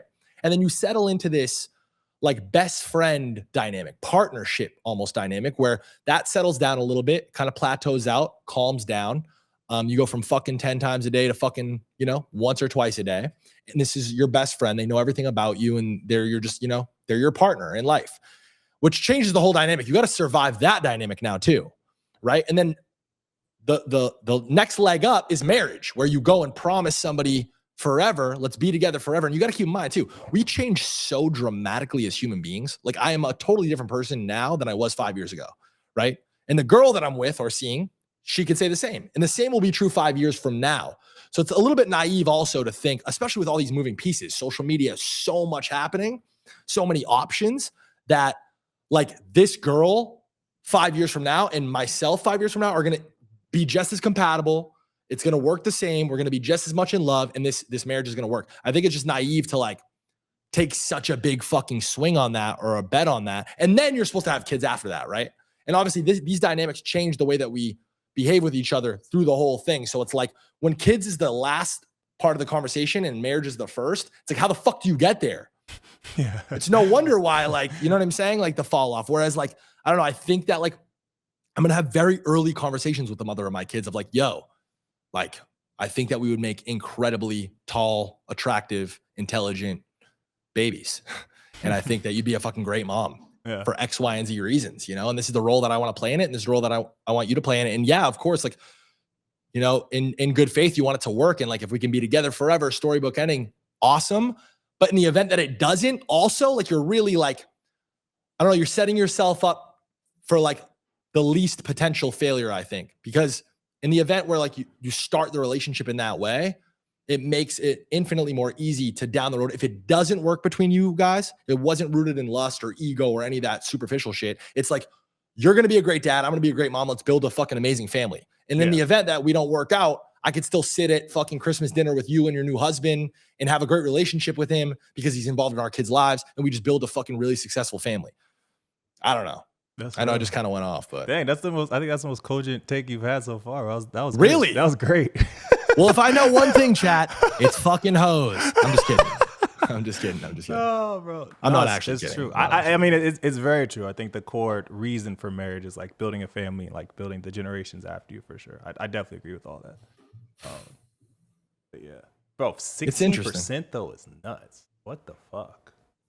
And the pessimistic take, it's like, how do we solve this? What's the fix? Like dating, incel all the way up, right? The rates are fucking skyrocketing. Dating is fried. It's cooked. Everybody experiences this. And we've already kind of like pinpointed the reason being people are very much disconnected physically from each other. They're on screens, they're online, they're not developing properly socially. Obviously OnlyFans, porn, social media, etc. Like there's way too many cheap, quick fixes to fill that gap, fill that urge and that need that are like more artificial and take away from like dating. And obviously like the dating market with social media and shit is fried for a million different reasons. We know this. And I think that while people are expecting AI to cook it even further, I actually think genuinely, and I'm pretty pessimistic especially when it comes to like the next, 5-10 years, as far as AI, I actually think AI could be the final solution to dating. Really? How? I do. I just think, like, in line with how I use AI, right? It's like I'm asking it to build kind of a fucking like a profile on me and what my interests are and like how I like to live my life. And like, I expect eventually AI to understand me better than me, understand, and I be able to identify preferences that I might have that I didn't even know I had. Yeah. And kind of what I'm getting at is like, imagine Tinder had a baby with fucking Claude and like, it just like built a real-time profile about you and you give it access to your emails, the way you spend money, your career, your interests, what you do in a day-to-day, what you like to eat, where you like to travel, your fucking religious beliefs, your physical biases and preferences. Again, you probably really are able to identify or accept or admit to like 10% of what I'm describing, right? Like where it could have a whole total 100% view. And then it like, I think there was a Black Mirror episode about this where it like kind of like shuffles through and filters through potential perfect matches. And it like with data and stats tells you like, hey, in your fucking 100-mile radius, this girl, Rebecca in Orange County is literally your soulmate. There's a 100% guarantee that you guys are going to get along and laugh together and love together. And we just know it. And here you go. And then you meet Rebecca and you're like, even if they're only 70% of the way there and you're with this girl for fucking, a year and you're dating, you're there, like, I don't know. I think it's a really good idea, bro. Might need to build that, start working with Claude Code or Codex, one of them, and get to work on it. It's a good idea. I think this is, this is like kind of in line with obviously like AI fucking girlfriends, OnlyFans. People are really like grim and fucking, I think people would read a headline like this too and be like, fuck, like that's dark. Like, imagine a girl fucking dumps you and you just can have AI recreate her and just continue that relationship without her. No, that's crazy. It's really sick. It's dark. really, really sick. Really it is dark. But I mean, if it's able to do that, if it's capable to do that, it has to be just as well equipped and capable of like actually finding, a meaningful connection between two real people, which I don't think you'll ever be able to replace that. You know what I mean? Like, yeah, that's true. I don't know. It's an interesting topic. I think it's, yeah.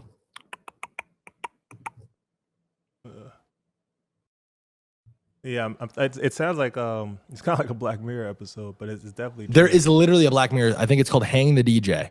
I'm seeing that. I don't have any clips on it, but AI Tinder episode. Yeah. Maybe we watch that. Everybody at home, you guys should go watch that. You guys should run through Black Mirror if you've never seen Black Mirror. Great show. We use the term Black Mirror-esque a lot. It's interesting because Black Mirror came out in, I think, 2011. So there's been like a substantial amount of time between its release and today, 15 years. If you're old enough, I know there's probably a lot of younger, I know we're fucking old as dirt over here, but if you're like closer to me in age, try to remember where you were at when that show came out and like how dystopian it felt and how like we're here, we're there, we're 15 years in the future from when that show came out, and it's Black Mirror, bro. Yeah, a lot of the shit that people thought would never even happen is like currently literally happening. It's pretty crazy. I think we're about to hit the 4-hour mark. Exactly. Damn, 4? Production, how many seconds until 4 minutes or 4 hours? It's actually like 10 seconds. 10 seconds? 4. Give me a countdown. 5. It's hard. That was me farming a Silky clip. I think I saw somewhere him ending streams at 4 hours. See, brother, I'm a fan, bruh. I'm a fan.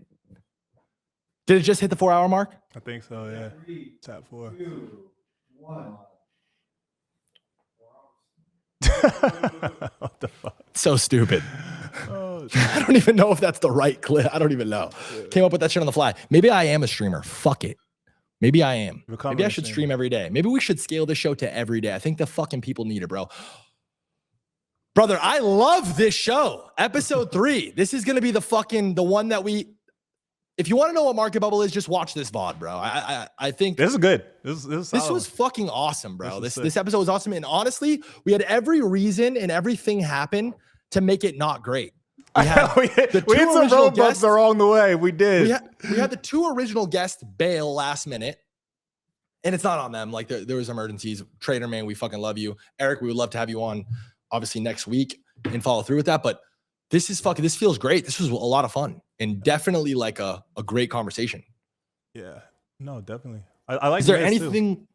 Miz got to be like a little funny little side Bro, character. we're like blending the worlds right now. There's like This is the point. kick. This is we're literally blending it. We're literally blending them in real time. We have brother. like the crypto world, and then we have like the streamer, kick, Twitch, and we're blending them together. I think it's gonna be cool to have them in the comp. We talked about it a little bit on the last show. We've actually got a lot of signups so far. It's funny. A lot of the comments people put for like why they want to be in the comp, they like don't fuck with me or think they're a better trader than me. So I think that's hilarious. But yeah, we're gonna start that next week. Sign up, 25K to sign up to 25K, and then the winner's gonna get 100K, and it's gonna run for 4 weeks. So we're doing that. We're also doing another comp actually right now on let's let you live on Bullpen right now. So this competition with Trade Paragon, they're also a platform that trades the HIP3 markets on Hyperliquid. And so right now you can trade others, which is like others alts dominance. You can trade Bitcoin dominance, and you can trade like a few different indices on the platform. And the winner of this competition is going to get 25K. So this is currently going on right now on Bullpen. They're actually adding some cool markets too. They're adding, I think, H100 market, like to track the compute prices of how much people are spending on compute. So they're doing some cool stuff. Shout out to Paragon. Yeah, we fuck with them. They're dope. Amazing. Yeah. And that about wraps it up. I do want to plug the Twitter really quick. It's really important. This is kind of where we're congregating as a community. We're actually live on this Twitter also. How many? 1,800 viewers on the native Twitter. What's yours at right now? Let's see. Mine is hey, there we go. 10K. Nice. Little 10K ting. 10K ting. Yeah, we just hired an intern too. Someone native to CT. I don't know if we want to talk about him or not yet, or he's gonna run the Twitter. And we like him, but we're taking it a little bit more seriously and just kind of building this world for you guys. Again, I really like the idea of like bringing in Miz closer, and he wants to create this like Caleb Hammer style content IP. Maybe it could just live on this set and be a part of this some way. That would be dope. That's funny content, and it's cool. And it's just natural. But yeah, follow the Twitter. I think the Discord is important as well. You've been updating the Discord on your trades? Nah, yeah, I need to do that. I will do that though. So from here until next week, we'll get better with that. But yeah, Discord and mainly the Twitter. Follow the Twitter, engage with the tweets. We're going to start bringing up people from the community. We want to talk to you guys. We want to talk about your ideas, get your feedback on the show. And again, like the overall vision for this is eventually being able to like invest in people and ideas and markets live and add some sort of element to that and just expand on this idea and do it in more and more entertaining ways and ramping up production. I think, again, there's a massive gap in this market for that. And who better than me? I got 15 years of experience. If there's one thing I can contribute to this fucking amazing thing that we're building, I feel like it's that. But on that note, you have anything else to say, Z? I think that's it, man. All right, I will take us out then. Guys, thank you so much for watching. This was awesome. This felt really, really good. I'm fucking excited for next week. And yeah, listen, if I have to say it 100,000 more times, I'm gonna. We're not slowing down. We're ramping this shit up, if anything. As of now, we are live every Thursday at 1 p.m. PST on twitch.tv/FaZeBanks. Everybody watching on Twitch right now, please hit follow. You don't ever need to subscribe. You don't ever need to donate. I don't care about ads and none of that shit. I'm happy and grateful that anybody cares to watch. And that means the world. And yeah, we'll be live every single Thursday, 1 p.m. PST on this Twitch channel and on Z's, obviously, Twitter, on MarketBubble's Twitter as well. Stay engaged, and tell your friends to come watch VOD episode 3, because I think there's a lot of substance here, and this is a very, very valuable platform and very valuable show. I'm super grateful that this is where we're at on episode 3, and I feel fucking amazing. And hopefully you guys enjoyed the episode. This has been Banks. Z loves you. I love you. Invest in yourself. It's the best bet you can make. Peace and love. That's it. Take us out. Turn it off.